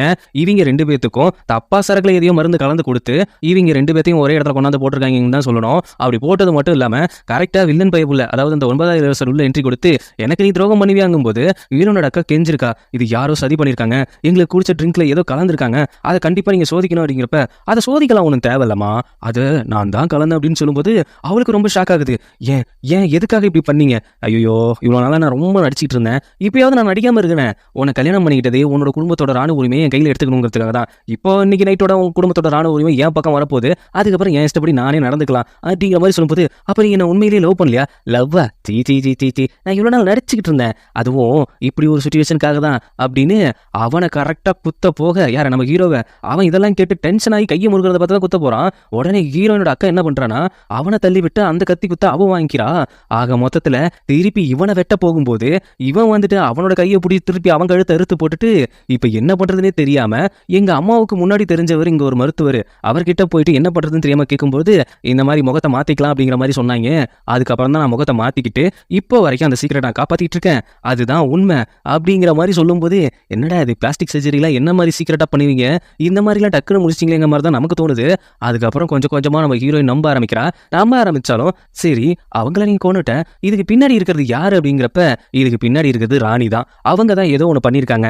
அவங்கள பற்றின டீட்டெயில் எதுவுமே கிடைக்கவே இல்லை. நானும் நிறைய விஷயம் தேடி பார்த்தேன், அவங்க சிக்கிற மாதிரி எந்த ஒரு விஷயமே இல்லை. அப்போது உன் லைஃப்பில் என்ன கொண்டு வந்ததுக்கான காரணம் அதுதான் எனக்கும் புரியல. இளவரசி இருக்கால, அவள் தான் என் மேலே கொஞ்சம் சந்தேகப்பட்டுட்டு நான் வந்துட்டு 9வது இளவரசனா இல்லையா அப்படிங்கிறத கண்டுபிடிக்கிறதுக்காக தான் உன்னை என்னோட லைஃப்பில் கொண்டு வந்திருக்கா, மற்றபடிலாம் எதுவுமே இல்லை. இப்போவாது என்னை நம்பு அப்படின்னு சொல்கிறப்ப இந்த முகமாத்திர விஷயம் தான் என்னால் நம்ப முடியல. நீ நம்பலனாலும் ஒரே ஒரு விஷயம் உண்மை, நான் அவன் கிடையாது, மற்றபடி உங்கள் அக்காவுக்கும் எனக்கு எந்த ஒரு சம்மந்தமே கிடையாது. அவங்கள காப்பாற்ற முடியல அப்படிங்கிற கில்ட்டு ஃபீல் மட்டும்தான் எனக்கு இருந்தது. அதை நினச்சி நான் ஒவ்வொரு நாளும் வருத்தப்பட்டுக்கிட்டு இருந்தேன் அப்படின்னு சொல்லிட்டு அவ கையை இறுக்கி பிடிச்சி நாம 2 பேரும் ஒன்றா இருப்போமா, அது மட்டும் இல்லாமல் உன் கண்கள் என்ன ரொம்ப காயப்படுத்துது அப்படிங்கிற மாதிரி இவனோட லவ்வை இன்டைரக்டாக சொல்கிறான். அவளும் என்னோட பிரச்சனை அப்படிங்கிறது இது எதுக்காக இப்படி கட்டமைச்சாங்க எங்கள் அக்காவை குற்றவாளின்னு சொல்லி அதை நான் கண்டுபிடிக்கணும். முன்னாடி நம்ம தான் 2 பேரும் தனித்தனியாக இருந்தோமே, இப்போ ஒன்றா இருக்கோம். நான் ஒன்றா இருந்தாலும் இங்கே பல பிரச்சனைகள் இருக்குது. என்னோட தங்கச்சி என்ன சதி பண்ணிட்டு இருக்கான்னு தெரியல, அதே நேரம் எங்கள் ராணி என்ன பண்ணிட்டு இருக்காங்கன்னு தெரியல. இதுக்கு மத்தியில் நாம் ஏதாவது ஒன்று கண்டுபிடிக்கணும். அது மட்டும் இல்லாமல் இந்த ராணுவ கண்ட்ரோலை என் பக்கம் கொண்டு வரணும். அதுக்கு நான் அமைச்சர்கிட்ட பேசணும், இல்லை வேற ஏதாவது வழி இருக்கா அப்படின்னு யோசிக்கும்போது அதுக்கு என்கிட்ட ஒரு வழி இருக்கு அப்படிங்கிற மாதிரி ஹீரோயின் யோசிக்க ஆரம்பிக்கிறா. அங்கே கட் பண்ணி அந்த அமைச்சரோட பையனை தான் காமிக்கிறாங்க. அவன் இருந்துகிட்டு நம்ம ஹீரோயின் கூட அந்த இசை கலைஞர் ஒருத்தங்களை கூட்டு வச்சு அப்படி வாசி இப்படி வாசி, அதுவும் தலைகளா பறந்துக்கிட்டு வாசி தொல்லை பண்ணிட்டு இருக்கான். ஏன் அந்த கண்ணு தெரியாதவ மாதிரி நீ வாசிக்க மாட்டியா? இல்ல அவங்க வந்துட்டு இப்போ 9வது இளவரசருக்கு மட்டும் தான் வாசிப்பாங்க, நானும் அரச குடும்பத்தை சேர்ந்தவன் தான், அது மட்டும் இல்லாமல் அமைச்சரோட பையன் தான், எனக்காக வந்து வாசிக்க மாட்டாளா அப்படிங்கிற கரெக்டாக அங்கே ஒரு ஊதுபத்தி வைக்கிறாங்க. இந்த சைனீஸ் ட்ராமாவில் மட்டும் மயக்கத்துக்கு ஊதுபத்தி வைக்கிறாங்க. கம்ப்யூட்டர் சாம்பிராணி வச்சிருக்கலாம், இந்த மாதிரி கல் சாம்பிராணிலாம் போட்டு ஏமாத்துறாங்க. அப்படி ஒரு சாம்பிராணியை போட்டு அந்த இடத்துல ஹீரோயின் வந்து உட்காந்து வாசிக்கும் போது உன் அழகில் நான் மெய் மறந்துட்டேன் அப்படிங்கிற மாதிரி பயபுல பாய ஆரம்பிச்சிடறான். பாய ஆரம்பிச்சதுக்கான காரணம் வந்துட்டு அந்த புகை போட்டது தான். அப்படி பாய ஆரம்பிச்சோன்னே கத்தியை கொண்டாந்து கடக்குன்னு நம்ம ஹீரோ குறுக்க விட்டு, என்ன தைரியம் இருந்தா என்னோட பொண்ணு, அதாவது எனக்கு சொந்தமான பொண்ணு மேல நீ கையை வச்சிருப்ப, அதனால உனக்கு கண்டிப்பா தண்டனை இருக்கு அப்படிங்கிற மாதிரி இங்க பக்காவா இவங்க பிளான போடுறாங்க. அங்க கட் பண்ணி இளவரசியை காட்டினா இளவரசி வந்துட்டு நான் போட்ட திட்டம் படி எல்லாம் கரெக்டா போயிருக்கு, அதுவும் கண்ணு தெரியாத அந்த பொண்ணு ரொம்ப நல்லாவே நடிக்கிறா, அவங்க 2 பேரும் நெருக்கமாக ஆகாதான் என்னோட பிளான் இங்க வேலை செய்ய ஆரம்பிக்கும். அது மட்டும் இல்லாம எங்க அம்மாவுக்கு இந்த விஷயம் கரெக்டா தெரியப்படணும், கரெக்டான செய்திகள் நடக்கணும். அது மட்டும் இல்லாம அவங்க 2 பேரும் உண்மையா தான் ஒன்னா இருக்காங்களா? ஐயோ நான் வேலைக்காரிங்க, நான் ஒரு அளவுக்கு மேல உள்ள போனா அது பெரிய பிரச்சனை ஆயிடும். நீ சொல்றது கரெக்ட் தான், இது இந்த ஆட்டத்துல யார் ஜெயிக்க போறான்னு பார்ப்போம் அப்படிங்கிறப்ப அங்க கட் பண்ணி மறுபடியும் நம்ம ஹீரோயின் தான் காமிக்கிறாங்க. அவங்க வந்துட்டு அவனை கட்டி போட்டு கழுத்துல கத்தி வச்சிருக்காங்க.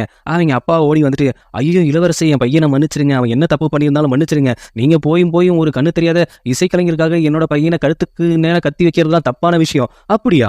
இவ எனக்கு உரிமையானவ, அப்போ எனக்கு சொந்தமானவன் அர்த்தம். எனக்கு சொந்தமான ஒரு பொருளை அடுத்தவன் தொட்டா அது கரெக்டா இருக்குமா? அப்போ இது அரசாங்க சதிக்கு எதிரானது தானே அப்படின்னு சொல்லும்போது ஐயோ என்னை மன்னிச்சிருங்க, இதுக்காக நான் என்ன பண்ணணும்? அதாவது இதுக்காக நீ ஒன்றும் பண்ண வேணாம், எங்க அம்மாவுக்கு தெரியாம உன்னோட ராணுவம் எனக்கு வேலை செய்யும் அப்படிங்கிற மாதிரி எனக்கு நீ எழுதி கொடுக்கணும் மாமா அப்படின்னு சொல்றப்ப அப்படியே கொஞ்சம் யோசிச்சுட்டே இருக்கான். உங்களுக்கு இருக்கிற ஒரே ஒரு பையன்ல பொட்டுன்னு போட்டா பட்டுன்னு போயிடுவான் தானே, அதனால கொஞ்சம் யோசிக்கலாம் அப்படிங்கும்போது அந்த ஆளு வேற வழி இல்லாம ஹீரோ சொல்ற மாதிரி செஞ்சு விட்டுறாங்க. ஆக மொத்தத்துல இவங்க 2 பேரும் சேர்ந்து பிளான் போட்டா கொஞ்சம் ஒர்க் அவுட் ஆகுது. ரூம்ல இருந்துட்டு ஹீரோனை அலேக்கா வெளியில் தூக்கிட்டு வரப்ப இது ஹீரோனோட ப்ரோ வெளியில இருந்து பார்த்து காண்டாகி நீங்க உங்களோட திட்டத்துல ரொம்ப மூழ்கிட்டீங்கன்னு நினைக்கிறேன், அவனோட கையில ஒன்ன சேர நான் அனுமதிக்கவே மாட்டேன் அப்படின்ட்டு இவன் ஒரு பக்கம் காண்டாகிறான். அதுக்கப்புறம் நம்ம இளவரசியை தான் காட்டுறாங்க.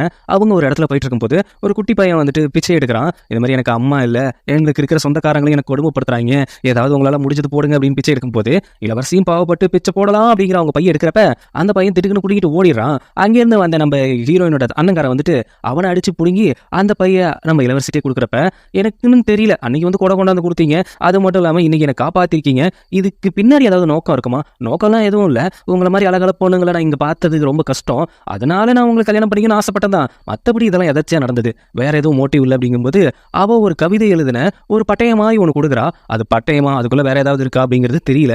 அதை கொடுக்கும்போது அன்னைக்கு நான் கொடை கொடுத்ததுக்காக பதிலுக்கு நீங்கள் இதை பண்ணுறீங்களா அப்படிங்கும்போது அப்படியும் கூட வச்சுக்கலாம், ஏன்னா இங்கே நிறைய பேர் சதி பண்ண தானே காத்திருக்காங்க, கொஞ்சம் பத்திரமா வச்சுக்கோங்க அப்படிங்கிற மாதிரி ஏதோ குத்தலா சொல்லிட்டு இளவரசி பாட்டுக்கு அங்கேருந்து கிளம்புறாங்க.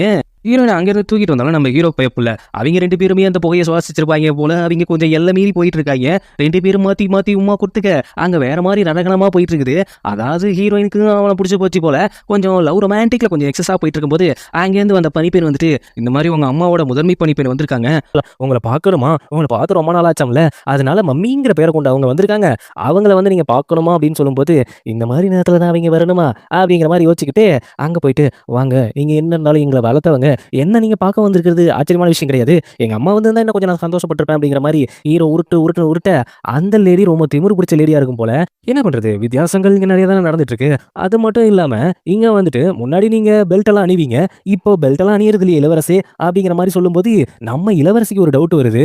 அதுவா 3 வருஷமா போருன்னு போயிட்டல, அங்க போர் போடும் போதெல்லாம் பெல்ட் வந்துட்டு எனக்கு கம்ஃபர்டபுளா இல்ல, அதனால இப்ப நான் போறது இல்ல மம்மி அப்படிங்கிற மாதிரி சொல்லும்போது அங்க இளவரசி லைட்டா டவுட் வருது. ஆக்சுவலி இவன் ஏன் பெல்ட் போறது இல்லைன்னா அதே பெல்ட்டை வச்சு தான் அந்த வில்லன் பையன் வந்துட்டு இவனை அடிச்சிருப்பான், அதனால இப்ப பெல்ட் போடுறது இல்ல. இங்க யாரோ வந்துட்டு உங்களோட ஒய்ஃப் மாதிரி ஒரு பொண்ணு இங்க வந்திருக்காலாமே, அவ வந்துட்டு இங்க எல்லாத்தையுமே கண்ட்ரோல் பண்றதா நான் கேள்விப்பட்டேன், அவளை நான் பார்க்க முடியுமா, உங்களுக்காக அவ ஸ்வீட் செஞ்சு எடுத்துட்டு வந்திருக்கா, அது மட்டும் இல்லாம ராணிக்காகவும் ஸ்வீட் செய்ய போயிருக்கா, அதனால தான் அங்க போயிருக்கா, கொஞ்சம் டைம் ஆகும், கொஞ்சம் வெயிட் பண்றீங்களாங்க போது ஐயோ எனக்கு ஒரு மாதிரி வயிறு வலிக்குது, நான் போயிட்டு வரேன் அப்படின்னு சொல்லிட்டு அந்த லேடி எங்கேயே கிளம்புறாங்க. அந்த நேரத்தில் இங்க பார்த்தா நம்ம ஹீரோயின் வந்துட்டு நிறைய ஸ்வீட்லாம் செஞ்சு இதை ராணிக்கு கொடுத்தே ஆகணும் அப்படிங்கிற மாதிரி சொல்லிட்டு அவன் எடுத்துட்டு போக கிளம்ப பார்க்கறா. அங்கேருந்து வந்த அந்த மம்மி லேடி இருக்குல்ல, அது வந்துட்டு ஏதோ தெரியாம தடுக்கி விழுந்த மாதிரி அந்த ஸ்வீட் எல்லாம் தள்ளி காலால போட்டு மிதிச்சிட்டு ஐயோ பார்த்து வர மாட்டீங்களாப்பா அப்படிங்கிற மாதிரி சொல்லிட்டு இதை இடிச்சு விட்டு அவங்கள குத்தம் சொல்லிட்டு அங்கேருந்து எஸ்கேப் ஆகி போகுது. இப்போ நான் என்ன பண்றது, நான் இதை எப்படி ஸ்வீட்டா நான் கொண்டு கொடுக்க முடியும், எனக்காக உதவி செய்ய முடியுமா அப்படிங்கிற மாதிரி அந்த பணி பண்ணிக்கிட்ட ஹீரோயின் கேட்கறா. ரொம்ப நேரம் ஆகி இந்த பொண்ணு வரலையே அப்படின்னு இங்க இடிச்சு தள்ளிட்டு அங்க போய் உட்காந்து ஏதல பேசிட்டு இருக்கு. உடனே நம்ம ஹீரோயின் வந்தோடனே அழகா மண்டி போட்டு ஓஹோ எந்த ஸ்வீட்டை மணி இவ்வளவு நேரம் செஞ்சுக்கிட்டு இருந்த அப்படிங்கிற மாதிரி கேட்கும்போது ஐயோ எல்லாரும் என்ன மன்னிச்சிடணும், நான் நிறைய ஸ்வீட் செஞ்சு எடுத்துட்டு வந்தேன், ஒரு குலைக்கிற நாய் வந்து என்னை இடிச்சு தள்ளிட்டு போயிடுச்சு அப்படிங்கும் போது அந்த லேடி செம்ம கண்டை கத்த ஆரம்பிச்சிருது. யாரை பார்த்து குலைக்கிற நாய் அப்படிங்கிற மாதிரி சொல்லனே ஆகா நானே வாய் கொடுத்து மாட்டி போனோம் அப்படின்னு சைலண்ட் ஆயிடுது. இதை பார்த்தோன்னே இளவரசியை சிரிச்சிடுறாங்க. ஆக மொத்தத்தில் இந்த லேடி தான் எல்லா வேலையும் பண்ணியிருக்கா அப்படின்னு.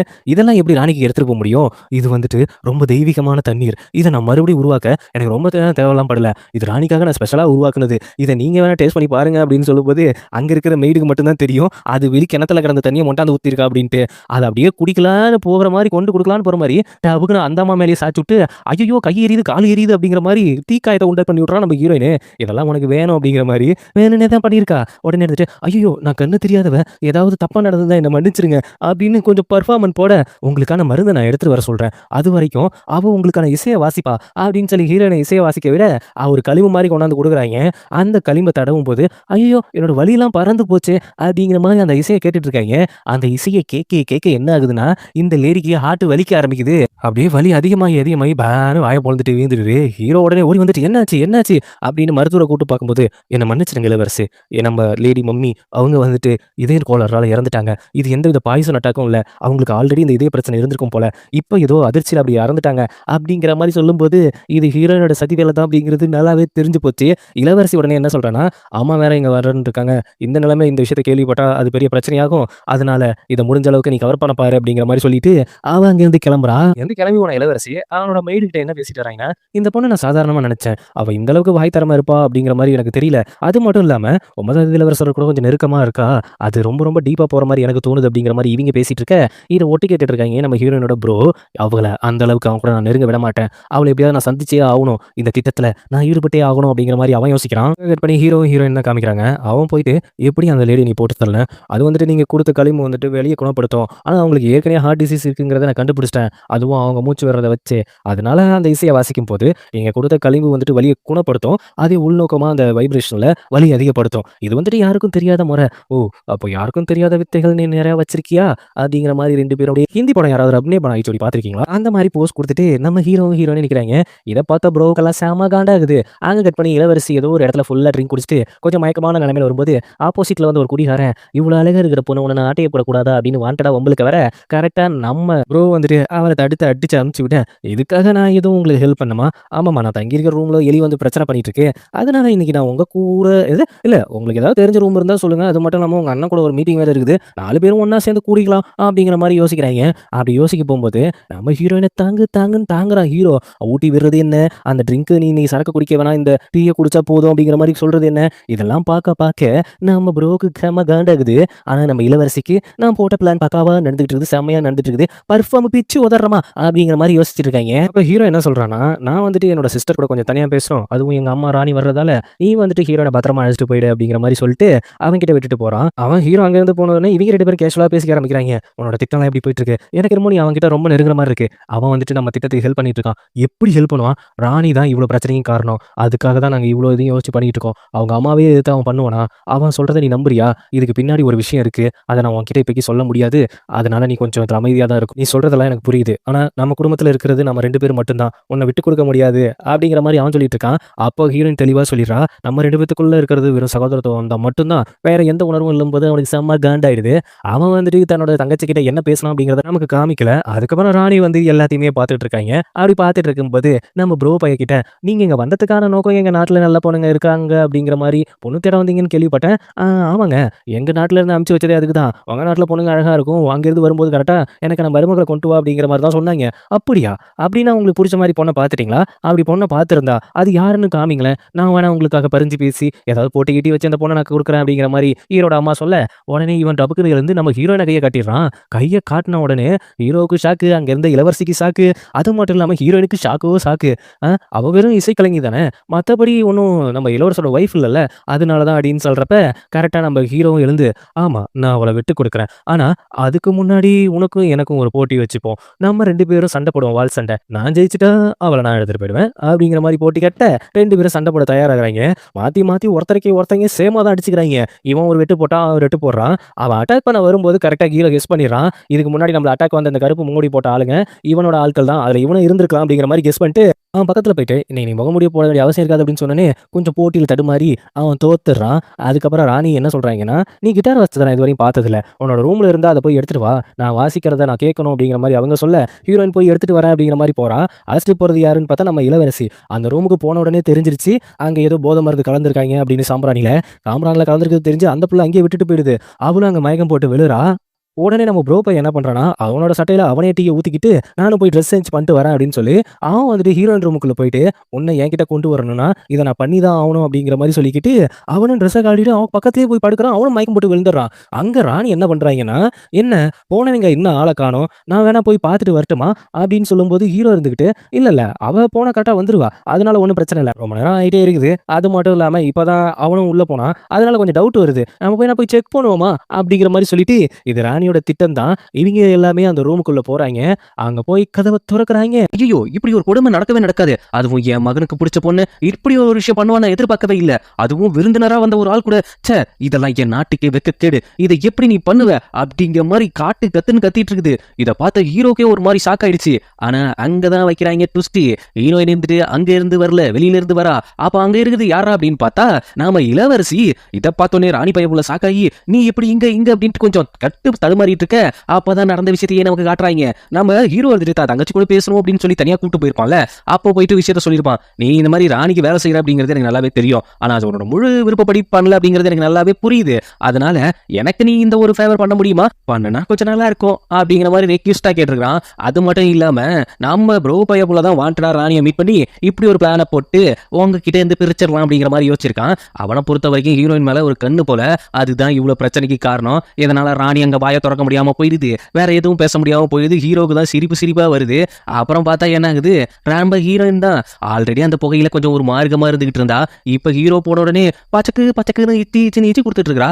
அதுக்கப்புறம் 2 பேருமே கொஞ்சம் எல்லை மீறி போக, இது என்னோட சான்ஸ் அப்படின்ட்டு ஹீரோவும் கொஞ்சம் உமா கொடுக்க, இப்படியே போயிட்டு இருந்தது. ஒரு கட்டத்துக்கு மேல மாத்து மருந்து கொடுத்து அவனே நார்மல் ஆக்கிறான். என்னடா ஆச்சு இவனுக்கு, இவனே உமா கொடுக்குறான், இவனே நார்மல் பண்ணி விடுறான், என்னதான்டா நடக்குதுங்க. நார்மல் ஆனதுக்கு அப்புறம் ஹீரோயின் கேட்கிறா, எதுக்காக என்ன நீங்க இன்னொருத்தருக்கு விட்டு கொடுப்பீங்களா அப்படிங்கிற மாதிரி கேட்கும்போது பொழுது சேச்சா அப்படிலாம் ஒன்றும் இல்லை. அது மட்டும் இல்லாம அவன் வந்துட்டு நமக்கு ஏதோ பிரச்சனை பண்ற மாதிரி இருக்கு, நமக்கு எதிராக அவன் தான் சதி பண்றானோ அப்படின்னு சொல்லும்போது அவனால எந்த ஒரு பிரச்சனையும் இல்லை. சொல்லப்போனா அவன் வந்துட்டு எங்க அப்பாவோட வளர்ப்பு பையன் தான் அப்படிங்கிற விஷயத்த சொன்ன உடனே அவனுக்கு இப்பதான் டவுட்டே அதிகமாகுது. அதே போலதான் ராணி கூட சேர்ந்துட்டு சதி பண்ணியிருக்காங்கிற மாதிரி எனக்கு தோணுது அப்படிங்கிற மாதிரி அவன் சொல்ல, அது வாய்ப்பே இல்லை அப்படிங்கிற மாதிரி ஹீரோயின் சொல்லிட்டு இருக்கா.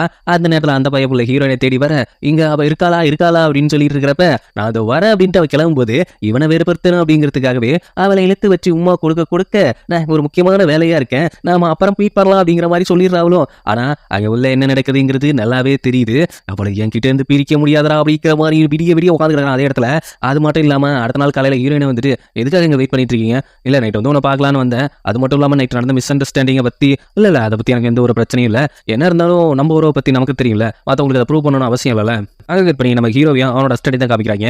அவன் இருந்துகிட்டு ஒரு விஷயத்தை கேட்கறான், நீங்க இப்போ வந்துட்டு ஹீரோயின் மேல இன்ட்ரெஸ்டடா இருக்கிறதுக்கான காரணம் உங்க ஒய்ஃப் வந்துட்டு எக்ஸ் ஒய்ஃப் அப்படி இருந்ததாலயா அப்படின்னு சொல்லலாம். ஆனா அவங்க மேல எனக்கு அக்கறை அது மட்டும் தான் இருந்துச்சு, இவன் மேல அதையும் தாண்டி ஏதோ ஒரு விஷயம் இருக்கு, அது என்னன்னு எனக்கே தெரியல. மாஸ்டர் லவ் விஷயத்துல அப்படிதான் கன்ஃபியூஷனா இருக்க கூடாது, அது நீ சொல்றியா? அங்க கட் பண்ணி நம்ம ஹீரோயினையும் நம்ம பிரதரையும் தான் காமிக்கிறாங்க. அவன் இருந்துகிட்டு உன்னோட திட்டத்துக்காக நீ எந்நேரமும் அங்கேயே இருக்கணுமா, அதனால எனக்கு எந்த பிரச்சனையும் இல்லை, நான் சேஃபா தான் ஃபீல் பண்றேன், அவன் ரொம்ப நல்லவனாவும் இருக்கான். ஓஹோ நல்லவனா இருக்கானா? இவங்க 2 பேரும் பேசிட்டு இருக்கும்போதே ஹீரோ அதுக்கப்புறம் இளவரசி வந்துடுறாங்க. அதுவும் பிடிச்ச கேக்லாம் எடுத்துட்டு வராங்க. உடனே ஹீரோயினுக்கு ஊட்டி விட இங்க ப்ரோவுக்கு பத்திக்க, அவனை ப்ரோன்னு சொல்லக்கூடாது, இனிமேல் இல்லைன்னே சொல்றேன், ஏன்னா போக போக உங்களுக்கே புரியும். அப்படி கேட்க ஊட்டி விடும்போது அங்கதான் கேட்க இவனும் சாப்பிட்றான். இது வந்துட்டு இவனுக்கு அலர்ஜி. அந்த விஷயத்த பார்த்தோன்னே இளவரசிக்கு ஒரு டவுட் ஆகுது, இந்த வில்லன் பைப்பிளைக்கும் கொஞ்சம் டவுட் ஆகுது. அதுக்கப்புறம் அவனோட அஸ்டன்ட்டை போயிட்டு 2 பேரும் பேசிட்டு இருக்கிறீங்களே, நம்மளோட மருத்துவர் வர சொல்லு, அந்த கேக்கு தான் உங்களுக்கு அலர்ஜின்னு தெரியும்ல, அப்புறம் அதை சாப்பிட்டீங்க, எல்லாரையும் செக் பண்ணி தான் நான் கொண்டு வந்தேன், அப்படி இருந்து எப்படி இதுல வந்துச்சு அப்படின்னு தெரியல, அவங்க மருத்துவரை கூப்பிடு அப்படிங்கிற மாதிரி ஹீரோ சொல்லிட்டு இருக்கான். இதை ஒட்டு கேட்டுட்டு இருந்த நம்ம வில்லன் பையப்புள்ள அந்த ஆளு வர்றப்ப அவனை கடத்தி வச்சு விசாரிக்க ஆரம்பிக்கிறான். எதுக்காக நீ இப்படி பண்ணிட்டு இருக்க, அது மட்டும் இல்லாம பர்டிகுலரா நீங்க ஒரு குடும்பத்துக்கு தான் நீங்க ராயலா இருப்பீங்க, அதனால இப்போ நீ இளவரசருக்கு ராயலா இருக்கனா வாய்ப்பே கிடையாது, ஏன்னா வந்துட்டு அவன் ராணியோட பையன், உங்களோட எதிரியா தான் நீங்க பாப்பீங்க. அப்படி இருக்கிறப்ப அவனுக்கு நீ ஹெல்ப் பண்றது எனக்கு டவுட்டா இருக்கு. உன் சட்டையை கலறான்ட்டு சட்டையை கலட்டாது, அதுல ஒரு சிம்பிள் இருக்கு.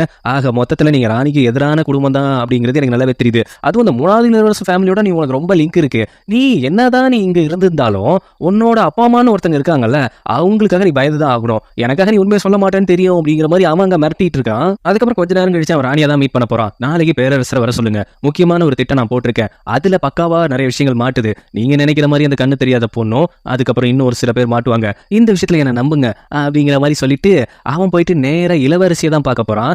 இளவரசியை பார்க்க போனா இளவரசி வந்துட்டு என்ன சொல்றாங்கன்னா, உன் மேல அடிக்கிற வாசனை வந்துட்டு ராணி இருக்கிற இடத்துல வர வாசனையாச்சு, அங்க நீ போயிட்டு வந்தியா? இல்ல அப்படிலாம் ஒண்ணு இல்லை அப்படிங்கிற மாதிரி அவன் சமாளிச்சிட்டு இருக்க. அங்க கட் பண்ணி நம்ம ஹீரோயினை தான் காட்டுறாங்க.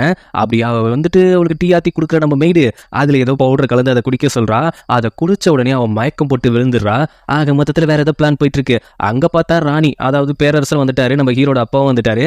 2 பேரும் அப்படியே குழஞ்சி பேசிட்டு இருக்கும்போது நம்ம பையன் இருந்துட்டு நம்ம சொல்ற விஷயத்தையே கேட்க மாட்டாங்களாம் போல.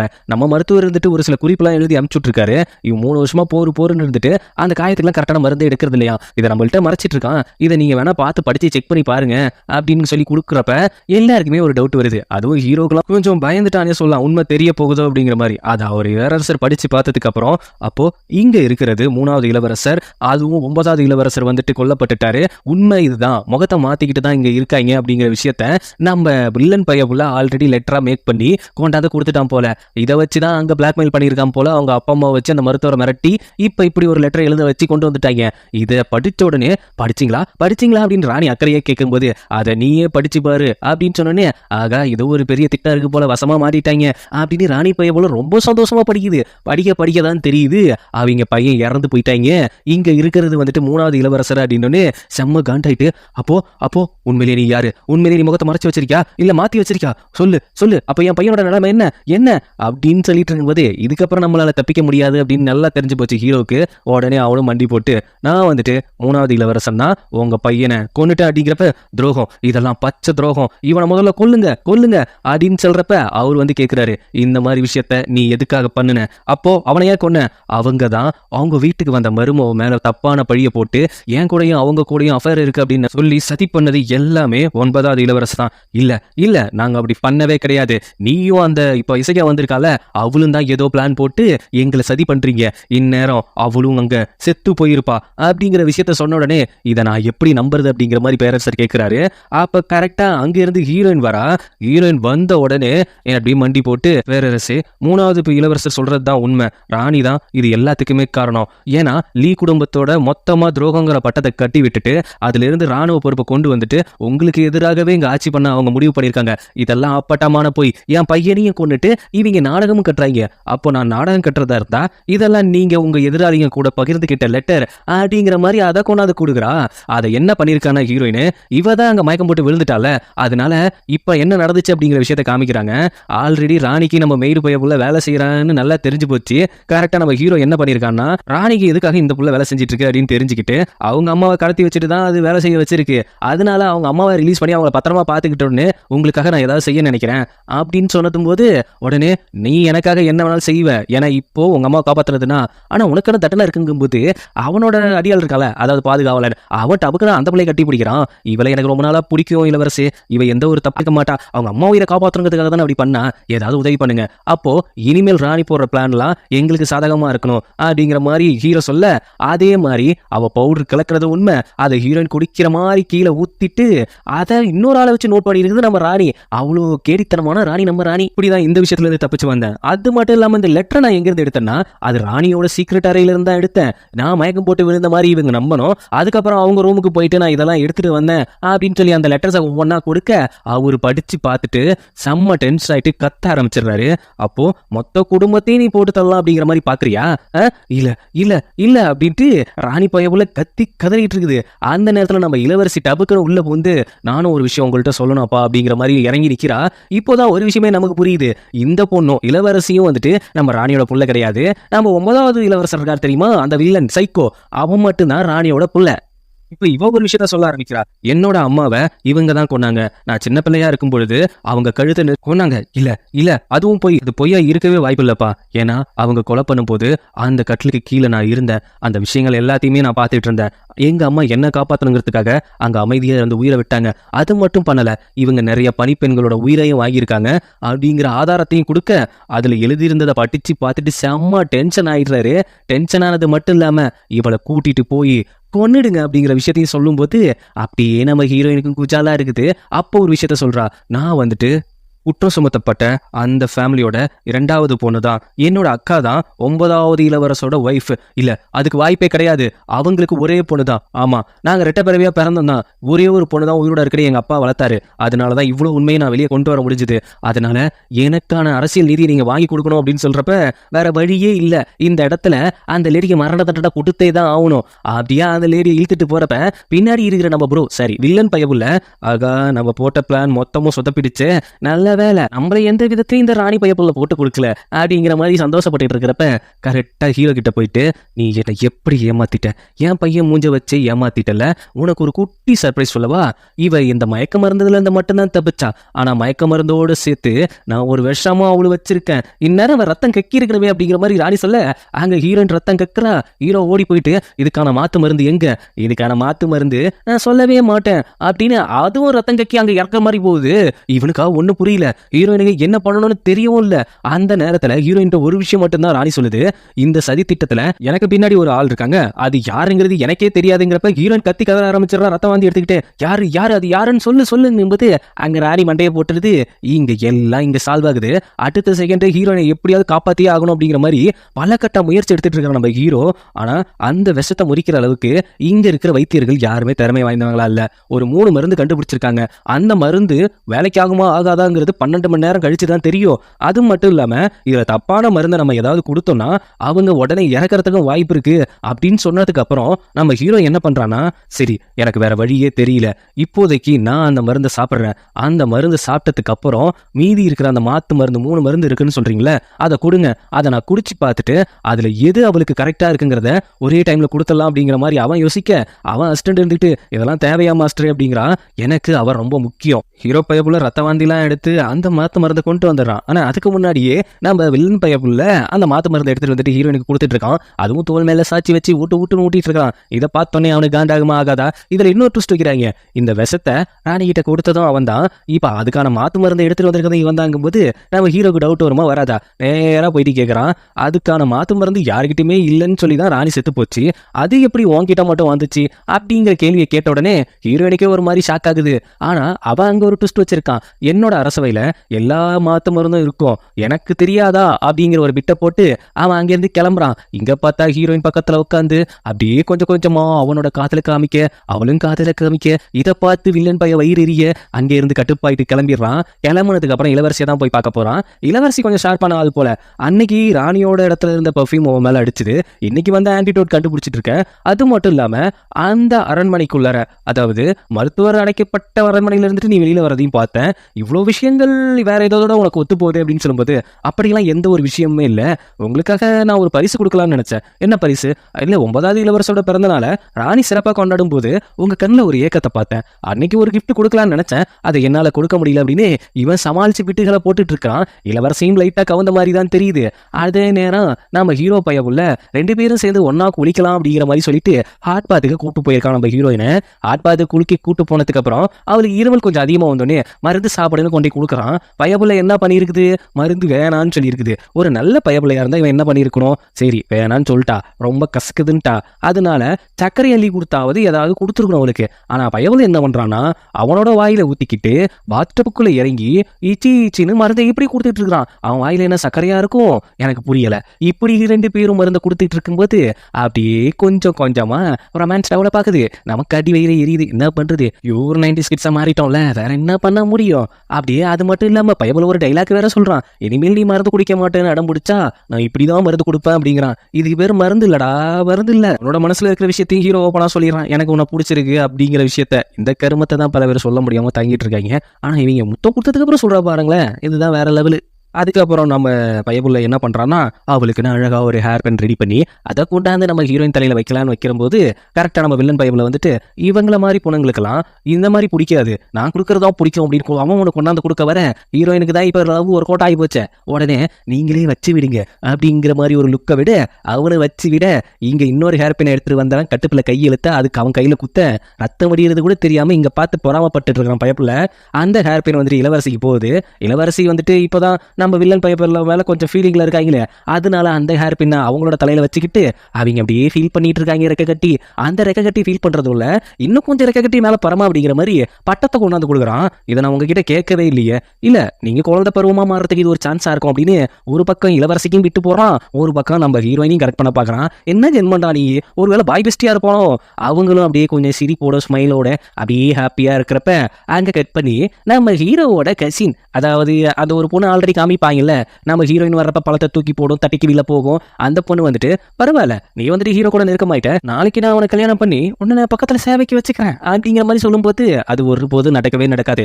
என்ன தைரியம், ஒரு கிட்டார் வாசிக்கிறவ என்ன எடுத்து பேசுற அப்படின்னு பள்ளிக்குன்னு ஒரு அரை விடுறா, அவளும் திருப்பி ஒரு அரை செப்புள்ளியே சாத்தி வைக்கிறா.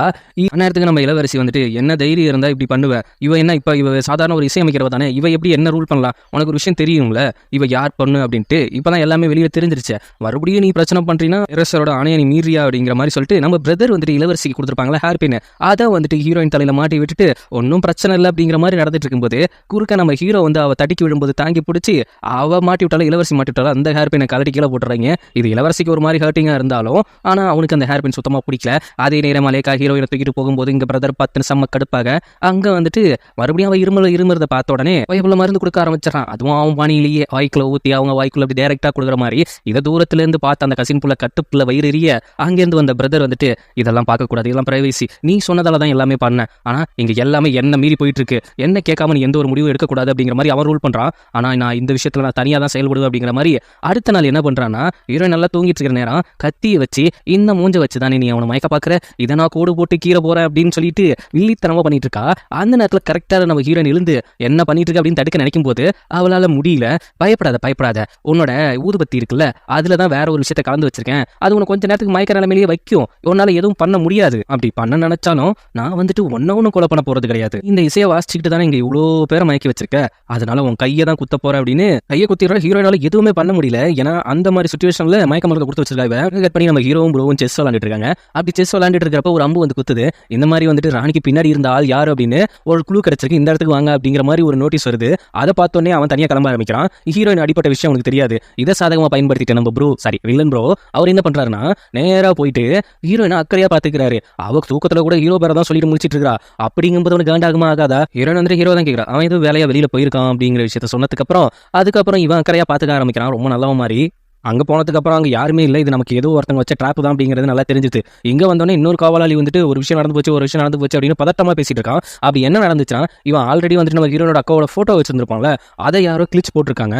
அதை பார்த்த உடனே இவன் கத்தி கதற ஆரம்பிச்சிடறான். ஏன்னா அவங்க மேலே லவ் இல்லைனாலும் அவங்கள பாதுகாக்க முடியாம ஒரு சில விஷயங்கள் நடந்து போச்சுல, அதனால அவங்கள ஒரு அக்கறையாக பார்த்துட்டு இருந்தான். ஆனால் இதை யார் இப்படி பண்ணாங்க அப்படின்னு நினச்சி அவன் குழம்பிட்டு இருக்க. அதே நேரம் இவன் வந்துட்டு நம்ம வில்லன் பைபிள் என்ன பண்ணுறான்னா ஹீரோனை கூட்டிட்டு கரெக்டாக அந்த நேரத்துக்கு வந்துட்டு ஹீரோவை பார்க்க வரான். அவன் உள்ள இருந்துட்டு என்ன பேசுறான், அந்த போட்டோ கிழிஞ்சதால நீங்க ரெண்டு பேரும் உருவ ஒத்துமையில வேணா ஒரே மாதிரி இருக்கலாம், ஆனா ரெண்டு பேரோட கேரக்டரும் வெவ்வேறு, இவதான் பாதுகாக்க நினைச்சேன், மற்றபடி எனக்கு வந்துட்டு ஒரு கில்ட்டி ஃபீலா தான் இருக்கு, உங்க மேலதான் எனக்கு அக்கறை அதிகம் அப்படிங்கிற மாதிரி அவன் உள்ள பேசிட்டு இருக்கிறப்ப இதை ஹீரோயின் வெளியில கேட்டு அவ என்ன யோசிக்கிறா, ஆக மொத்தத்துல நம்ம உருவ ஒத்துமையில இருந்து நம்ம அக்காவை தான் ரொம்ப விரும்பி இருக்கான் போல, நம்ம மேல எந்த ஒரு லவ்வும் இல்லை அக்கறையும் இல்லை அப்படின்னு அவ அங்கிருந்து மனசு உடைஞ்சு போறா.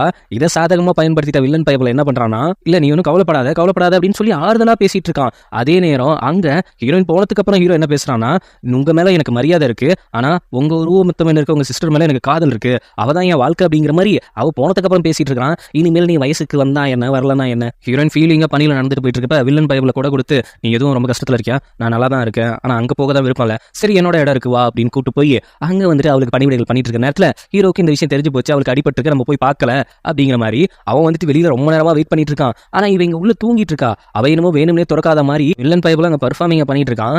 அதே நேரம் நீர் பைபிள் போயிட்டு நம்ம இளவரசர் உங்களுக்காக ரொம்ப நேரமா வெயிட் பண்றாரு, கதவு திறங்க கத்திட்டு இருக்கா. அதுக்கப்புறம் தூக்கத்துல இருந்து எழுந்து வந்ததுக்கு அப்புறம் அவன் வந்துட்டு அவன் மூலமா தூது அனுப்பி விடுறா, பார்க்க விருப்பம் இல்லைன்னு சொல்லி அனுப்பிடுங்க அப்படின்னு. அவன் வெளியில வந்து சும்மாவே பர்ஃபார்மன்ஸ் பண்ணுவான். இவ வேற சொல்லி அனுப்பிச்சிட்டாளா, இனிமேல் அவ உங்களை பார்க்க மாட்டா, அவ கோவத்துல இருக்கா அப்படிங்கிற 4 பிட்டு எக்ஸ்ட்ரா போட்டு சொல்ல கரெக்டா ஹீரோயின் வரா, எங்களுக்குள்ள வேற எதுவுமே கிடையாது, வேற எந்த ஒரு ஃபீலிங்கும் இல்ல, ஏதோ உங்களுக்கு நான் உதவுனேன், எனக்கு நீங்க உதவிட்டீங்க, மற்றபடி உங்களுக்கு எனக்கு எந்த ஒரு சம்பந்தமும் இல்லை அப்படின்னு சொல்லும்போது எனக்கு புரியுது, நீ ஏதோ வந்திருக்க தப்பா கேட்டிருக்க அப்படிங்கிறது எனக்கு புரியுது, நான் அதை எக்ஸ்பிளைன் பண்ணணும்னு நினைக்கிறேன், கொஞ்சம் அதை வெயிட் பண்ணி கேட்க முடிஞ்சா ரொம்ப சந்தோஷம் அப்படிங்கும்போது பண்ணுங்க, என்னைக்கு தான் கேட்டிருக்காங்க, வெயிட் பண்ணி எதையும் கேட்க மாட்டீங்கல்ல, உண்மைதானே, அதனால மூஞ்சி திருப்பிக்கிட்டு போயிடுறான். அங்கே கட் பண்ணி இளவரசி தான் காட்டுறாங்க. அவங்க வந்துட்டு ஒரு ஃப்ளவரை பார்க்கும்போது ஒரு டவுட் வருது, ஹீரோக்கு ஒரு டைம் அலர்ஜி ஆயிருக்கும்ல, அதை வந்துட்டு நம்ம வில்லன் பையப்புள்ள அவங்க மூலியமா தான் கேட்டிருப்பான், அவங்களுக்கு மேல அன்பு காட்டுற மாதிரி காட்டி அவங்களுக்கு ட்ரிங்க் கொடுத்து இந்த விஷயத்தை வச்சுதானே அங்க மடக்கனா, அப்போ இவனுக்கு ஏதோ ஒரு சம்பந்தம் இருக்குமா அப்படிங்கிற மாதிரி அங்க யோசிச்சுட்டு இருக்காங்க. அதே நேரம் பேரரசர் வந்துட்டு நம்ம ஹீரோ கூட்டம் அமைச்சிருக்காரு, உனக்கு நான் 2 பொறுப்பு படைக்க போறேன், ஒன்னு வந்துட்டு இங்க வந்துட்டு நான் சொல்ற பொண்ணை நீ கல்யாணம் பண்ணிக்கணும், அதுக்கப்புறம் நீ வந்துட்டு இப்போ பொண்ணு பின்னாடி சுத்திட்டு இருக்க, அதை நீ பிரேக்கப் பண்ணணும், பண்ணிட்டு நம்ம நாட்டோட நல்லதுக்காக அடுத்த இளவரசரா நீ தான் வரணும், ஆல்ரெடி இருந்த உன் அண்ணங்காரனும் இந்த மாதிரி சதி பண்ணி அது பிரச்சனையாகி போயிடுச்சு, அடுத்தது வந்துட்டு ஃபர்ஸ்ட் அண்ணனுக்கு போறதா இல்ல உனக்கு நான் கொடுக்கறதான்னு யோசிச்சுட்டு இருந்தேன், எனக்கு தெரிஞ்சு ஃபர்ஸ்ட் பிரதருக்கு கொடுக்கலாம் தான் நான் யோசிச்சேன், ஆனா நீ நாட்டு மக்கள் மேல 3 வருஷமா போர் தொடுத்துட்டு இருக்க, அதனால உன் மேல எனக்கு அக்கறை இருக்கு, நீயே இந்த நாட்டை ஆண்டுக்கோ அப்படிங்கிற மாதிரி சொல்றப்ப அவன் வந்துட்டு தெளிவா சொல்லிடுறான், நீ என்ன சொன்னாலும் சரி, ஆனா ஒரு விஷயம் மட்டும் என்னால அக்செப்ட் பண்ணிக்கவே முடியாது, அந்த மேரேஜ் விஷயத்தை என்னால அக்செப்ட் பண்ணிக்க முடியாது, என்னோட காதலுங்கிறது ஒருத்தி மேல மட்டும்தான், அவளுக்காக மட்டும்தான் என்னோட இதயம், அதை தாண்டி நீங்க சொல்ற பொண்ணாலும் என்னால கல்யாணம் பண்ணிக்க முடியாது அப்படின்னு அவங்க அப்பா காண்டாயிடுறாரு. ஆல்ரெடி உனக்கு நான் பொறுப்பு கொடுத்ததே பெரிய விஷயம், நல்லா யோசிச்சுக்கோ, மறுபடியும் என்ன கோவப்படுத்தாத, நல்ல முடிவா எடு அப்படின்னு அங்க அவர் மிரட்டி அனுப்பிச்சு வைக்கிறாரு நம்ம ஹீரோவை. அங்கே கட் பண்ணி நம்ம வில்லன் பைப்பிளையும் ஹீரோயின் தான் காமிக்கிறாங்க. அங்கே வந்துட்டு ஹீரோவுக்கும் இந்த மாதிரி அந்த கசின் பல்லைக்கும் நம்ம பேரரசை திருமணம் பண்ணுறதுக்காக ஒரு ஸ்க்ரோல் ரெடி பண்ணியிருக்காரு அப்படிங்கிற ஒரு விஷயத்தை காமிச்சு இன்னொரு ஸ்க்ரோலிங் காமிக்கிறான். அதாவது ஹீரோனோட அப்பா அவர் இறக்கிறதுக்கு முன்னாடி ஒரு திருமண அக்ரிமெண்ட் எழுதி, அதுவும் இவனுக்கும் அந்த நம்ம ஹீரோயினுக்கும் கல்யாணம் பண்ணி வைக்கிற மாதிரி ஒரு அக்ரிமெண்ட் எழுதி வச்சிருக்காரு. நம்ம 2 பேரோட திருமண ஒப்பந்தம் அது, ஆல்ரெடி நமக்கு திருமணம் ஆகி முடிஞ்சிருச்சு அப்படிங்கிற மாதிரி ஒரு உருட்டி இதை பார்த்தோன்னே ஹீரோனுக்கு ஷாக் ஆகுது. இது உண்மையிலேயே நடக்கிற சாத்தியமா, என்ன இருந்தாலும் நீ வந்துட்டு அடாப்ட் சைல்டு, அது மட்டும் இல்லாமல் ஒரு ப்ரோ சிஸ்டர் அப்படிங்கிற மீனிங்ல தான் இருந்துட்டு இருக்கு. இல்லை அதை முன்னாடியே உங்க அப்பா முறியடிச்சிட்டாரு, எனக்கு புரியுது, ஹீரோ மேலே இருக்கிற ஃபீலிங்ஸ் எனக்கு புரியுது, இருந்தாலும் அவனை ஹர்ட் பண்ணுங்கிறதுக்காக உனக்கு ஒரு சேஞ்ச் வேணும், அவன் எப்படியும் அந்த பொண்ணை கல்யாணம் பண்ணிப்பான், அதுக்கப்புறம் நீ மனசு நொந்து சாகணுமா அப்படிங்கிற மாதிரி மைண்ட் வாஷ் பண்ணி 2 பேரையுமே கல்யாணத்துக்கு ஒத்துக்க வச்சிடறான். அங்கே இருக்கிற மெயில் பிள்ளைக்கு தான் கொஞ்சம் டவுட் ஆகுது, இது இப்படி போனால் சரியில்லையே, எப்படியாவது இதை தடுத்து நிப்பாட்டி ஆகணுமே அப்படிங்கிற மாதிரி யோசிச்சுட்டு இருக்காங்க. கரெக்டாக ஹீரோ கரெக்டாக கல்யாணம் முடிகிற நேரத்தில் கரெக்டாக வந்துடுறான். வந்ததுக்கு அப்புறமும் ஆல்ரெடி பாதி மேரேஜ் முடிஞ்சிச்சு, இப்போதைக்கு அவன் என்னோட ஒய்ஃப், உங்க உரிமைப்படிலாம் நீங்க எதுவுமே இங்கே பண்ண முடியாது அப்படிங்கிற மாதிரி வில்லன் பைப்பில் பேச கரெக்டாக நம்ம ஹீரோயின் இருந்துட்டு நான் தான் உங்கள்கிட்ட தெளிவாக சொல்லிட்டேன்ல, உங்க மேல எந்த ஒரு ஃபீலிங்ஸும் இல்லை அப்படின்ட்டு. நீ ஏதோ ஒரு விஷயத்துல கொஞ்சம் கடுப்பா இருக்க, அது மட்டும் இல்லாம பாதி விஷயத்தை கேட்டு பாதி விஷயத்தை நீ கேட்காம வந்திருக்க. அதுக்கு ப்ரூவ் பண்றதுக்காக எனக்கு வாய்ப்பு கொடுத்தா தான் அதை நான் பண்ண முடியும். உனக்காக நான் ஹேர் பின்லாம் செஞ்சு எடுத்துட்டு வந்தேன் அப்படிங்கிற விஷயத்த அங்க காட்டுறப்ப அப்போதான் புரிய வருது ஹீரோயினுக்கு இவன் நம்மள ட்ரூவா தான் லவ் பண்றானோ அப்படின்ட்டு. அங்க நமக்கு வில்லன் பைபிளைக்கு நோஸ் கட் பண்ணிட்டு, என்ன இருந்தாலும் நம்ம 2 பேத்துக்கு மேரேஜே நடந்தாலும் நாளைக்கு என்னோட ஃபீலிங்ஸ் அப்படிங்கிறது கொஞ்சம் ஹர்ட் ஆகும், அது உன்னை இன்னும் ஹர்ட் பண்ணும், இதனாலயே நம்ம இதை நிப்பாட்டிக்கலாம் அப்படின்னு சொல்லிட்டு நம்ம ஹீரோ பையப்பிள்ளையோட போயிடுறாங்க. அவன் செம்ம கடுப்பாயிடுறான். இவ்வளோ தூரம் கொண்டு வந்த பிளானு டக்குன்னு நாசமா போச்சு அப்படிங்கிற மாதிரி. செம்ம கடுப்பு ஆகுமா? ஆகாதா? ஆகும். வரிசை தான் நம்ம வில்லன் பைபிளையே வந்து பார்க்க வந்திருக்காங்க. நீ என் மேல ஃபீலிங்ஸ் இருக்கிற மாதிரி நடிச்ச, அப்போ இதை திருட்டுத்தனமா கல்யாணம் வேற அரேஞ்ச் பண்ணிருக்க, நீ என்னதான் பிளான் பண்ற அப்படிங்கிறது எனக்கு தெரியல அப்படின்னு இவங்க 2 பேர் பேசிட்டு இருக்க. அதே நேரத்துல ஒரு அம்பு வந்து கரெக்டா குத்த வருது. அப்ப யாரோ முகமுடி போட்ட ஒரு ஆள் வந்துட்டு நம்ம வில்லன் பைபிளை அட்டாக் பண்ண வரப்ப கரெக்டா நெஞ்சில கத்தி குத்த நம்ம இளவரசி வாங்கிக்கிறாங்க. அதே நேரம் அங்க கட் பண்ணி ஹீரோ காட்டினா அந்த ஜேட் பதக்கத்தை வச்சு ஃபீல் பண்ணிக்கிட்டு இருக்கான். அதுவும் இறந்து போன ஹீரோனோட அக்காவோட போட்டோ முன்னாடி. என்னன்னா சின்ன வயசுலயே இவங்க 2 பேத்தையும் யாரும் கடத்திருக்காங்க, அதாவது ஹீரோனோட அக்காவையும் இவனையும். அப்படி இருக்கும்போது அந்த சின்ன வயசுலயே இவனை வந்துட்டு காப்பாத்துறது வந்துட்டு நம்ம ஹீரோனோட அக்கா தான். அந்த ஒரு நன்றி கடனுக்காகவும் நிறைய இடத்துல அவங்க காப்பாத்திருக்கதாகவும் அவங்க மேல ஒரு அம்பு அக்கறை இதுதான் இருந்திருக்கோயே, லவ்ங்கிறது அங்க இல்லவே இல்லை. அதுக்கப்புறம் இவங்க பண்ண ட்விஸ்ட்ல தான் பெரிய பிரச்சனை நடந்திருக்கு. இப்போ வந்துட்டு அவங்க போட்டோவை வந்துட்டு மடிச்சு வச்சுட்டு நம்ம ஹீரோயின் போட்டோவை மாட்டிடுறான். இதுல இருந்து என்ன புரியுது? மனசளவுல நீங்க எனக்கு கடவுள் மாதிரி, ஆனா இப்ப என் மனசுல இருக்கிறது உங்க சிஸ்டர் அப்படிங்கிற மாதிரி ஒரு பிட்ட போட அங்க இருந்துகிட்டு இங்க இளவரசி தான் காமிக்கிறாங்க. அவங்களுக்கு வந்து ட்ரீட்மெண்ட்ல வச்சு ரொம்ப நாளா மாதிரி பார்த்துட்டு இருக்கான். நம்ம ஹீரோயின் அங்க போயிட்டு பாதுகாப்பா பார்த்துட்டு இருக்க. இதை கேள்விப்பட்ட ஹீரோ போக அங்க இருந்துகிட்டு இங்க இருக்கிற ஆளுங்களை எல்லாத்தையும் அமிச்சு கண்டுபிடிக்க வைங்க அப்படிங்கிற மாதிரி நம்ம வில்லன் பைக்கிட்டே சொல்றான். ஆட்கள் அமிச்சாச்சு, ஆனா கண்டுபிடிக்க முடியல, எவன் அந்த முகமுடியே தெரியல அப்படிங்கிற மாதிரி பர்ஃபார்ம் பண்ணிட்டு இருக்கான். சரி நான் போய் தேடுறேன் அப்படின்ட்டு சொல்லிட்டு ஹீரோ அங்கேருந்து கிளம்பிடுறான். அதுக்கப்புறம் அங்க ஹீரோயின்ட்ட அங்க வந்தவன் வந்துட்டு இந்த ஜேடை வச்சிருந்தான். இந்த ஜேடை நீ எங்கேயாவது இதுக்கு முன்னாடி பார்த்திருக்கியா? அப்போ யோசிச்சு பார்க்கறா, இதுக்கு முன்னாடி இது நம்ம ஹீரோவோட இதுல எல்லாம் பார்த்தோம் அப்படின்னு. இளவரசி கொஞ்சம் கண்முழிச்சு பார்த்துட்டு இது எங்க பிரதரோட ஜேடாச்சே அப்படின்னு சொல்றப்ப இப்போ மொத்த பேரோட கவனமும் நம்ம ஹீரோ பக்கம் தான் திரும்புது. அந்த மாதிரி பைபிள் பிளான் பண்ணி வச்சிருக்கான். வில்லன் பைபிள் அப்படியே ஹீரோனை கொண்டு போய் கொஞ்சம் கொஞ்சமா மைண்ட் வாஷ் பண்ணிட்டு இருக்கான். இது அவனோட தான் இருக்கும், எல்லா விஷயத்தையும் யோசிச்சு பாரு, அவன் மேல எனக்கு டவுட்டா இருக்கு இப்படிங்கிற விஷயத்த நிறைய விஷயத்த சொல்லிட்டு இருக்கிறப்ப கரெக்டாக நம்ம ஹீரோ வந்துட்டு நான் வந்துட்டு பேரண்ட்ஸ்ட்ட ஒரு முக்கியமான விஷயம் பேச போறேன், அது வந்துட்டு நம்ம வாழ்க்கை சம்பந்தப்பட்ட விஷயம், அதனால கொஞ்சம் போயிட்டு வந்துடுறேன் அப்படின்னு போயிட்டு அவங்க அப்பாவை தான் பார்க்க போறான். அவங்க அப்பா கிட்ட போயிட்டு என்ன சொல்றான்னா, எனக்கு இந்த இளவரசர் பதவியும் வேணாம், இன்னும் ஒரு நார்மலான மனுஷனா வாழ விடுங்க. 13 வருஷமா நான் கஷ்டப்பட்டது மட்டும் இல்லாம இங்க வந்து இந்த அரசியல் குடும்பத்துல மாட்டினதுக்கு அப்புறம் தான் நான் சிக்கி சின்ன எனக்கு பிடிச்ச பொண்ணோட நான் ஒரு வாழ்க்கையை வாழ்ந்துக்கிறேன், என்னை விட்டுடுங்க அப்படிங்கிறப்ப அவர் கடுப்பாய் திட்ட ஆரம்பிச்சிடுறாரு. அப்படியே நீ இங்கேயே முட்டி போட்டு நில்லு, நான் சொல்ற வரைக்கும் அப்படின்னு சொல்லிட்டு அவரும் ஒவ்வொரு புக்கா எழுதுறாரு, படிக்கிறாரு. ரொம்ப தாகமா இருக்கு, கொஞ்சம் தண்ணி எடுத்துருவா அப்படிங்கிற மாதிரி அவர் பையன்ட்ட கேட்கறப்ப அவனே எடுத்துட்டு வரான். அவன் போட்டிருக்க பர்ஃப்யூம் மாடை வந்துட்டு அவங்க அம்மா லவ் பண்ண விஷயத்த அவங்களே ஞாபகப்படுத்துது. எனக்கு புரியுது, எனக்கு இந்த வாசனை வந்துட்டு உங்க அம்மாவோட வாசனை மாதிரியே இருக்குது, அவங்க யூஸ் பண்ற சென்ட் மாதிரியே இருக்கு, எனக்கு புரியுது உன் லவ் எப்படின்னு புரியுது, சரி இதுக்கு நான் சம்மதிக்கிறேன், உன்னோட லவ்வுக்காக நீ போற, அதுக்காக நாட்டை மறந்துடாத அப்படின்னு அந்த வாசனையை பார்த்த உடனே அவர் இந்த மாதிரி மனம் மாறிடுறாரு. அதுக்கான காரணமும் ஹீரோ பையப்புல தான். அவன் வரும்போது அந்த பர்ஃப்யூமை தேய்ச்சிட்டு தான் வந்திருப்பான். இது எல்லாமே ஹீரோட பிளானு. ஆக மொத்தத்தில் அவங்க அப்பா ஒத்துக்க வச்சாச்சு. ஹீரோயினும் ஹீரோக்காக வெளியிலேயே வெயிட் பண்ணிட்டு இருக்கா, என்ன நடக்க போகுது அப்படின்னு. கரெக்டாக ஹீரோ வந்த உடனே எல்லாம் நல்லதுக்கே அப்படிங்கிற மாதிரி சொல்லிட்டு கொஞ்ச நேரம் கூட சந்தோஷமா இல்லை. அதுக்குள்ள அபாயமணி அங்கே அடிக்குது. அபாயமணி அடிச்ச உடனே அங்கே போய் பார்த்தா நம்ம ஹீரோட அப்பா இறந்துருக்காரு, விஷம் கொடுத்து இறக்கப்பட்டிருக்காரு. நம்ம முதலாவது இளவரசர் வந்துடுறாரு. இதுக்கெல்லாம் காரணம் யாரு அப்படின்னு பார்த்தா நம்ம ஹீரோ மேல பழைய தூக்கி போடுறாங்க.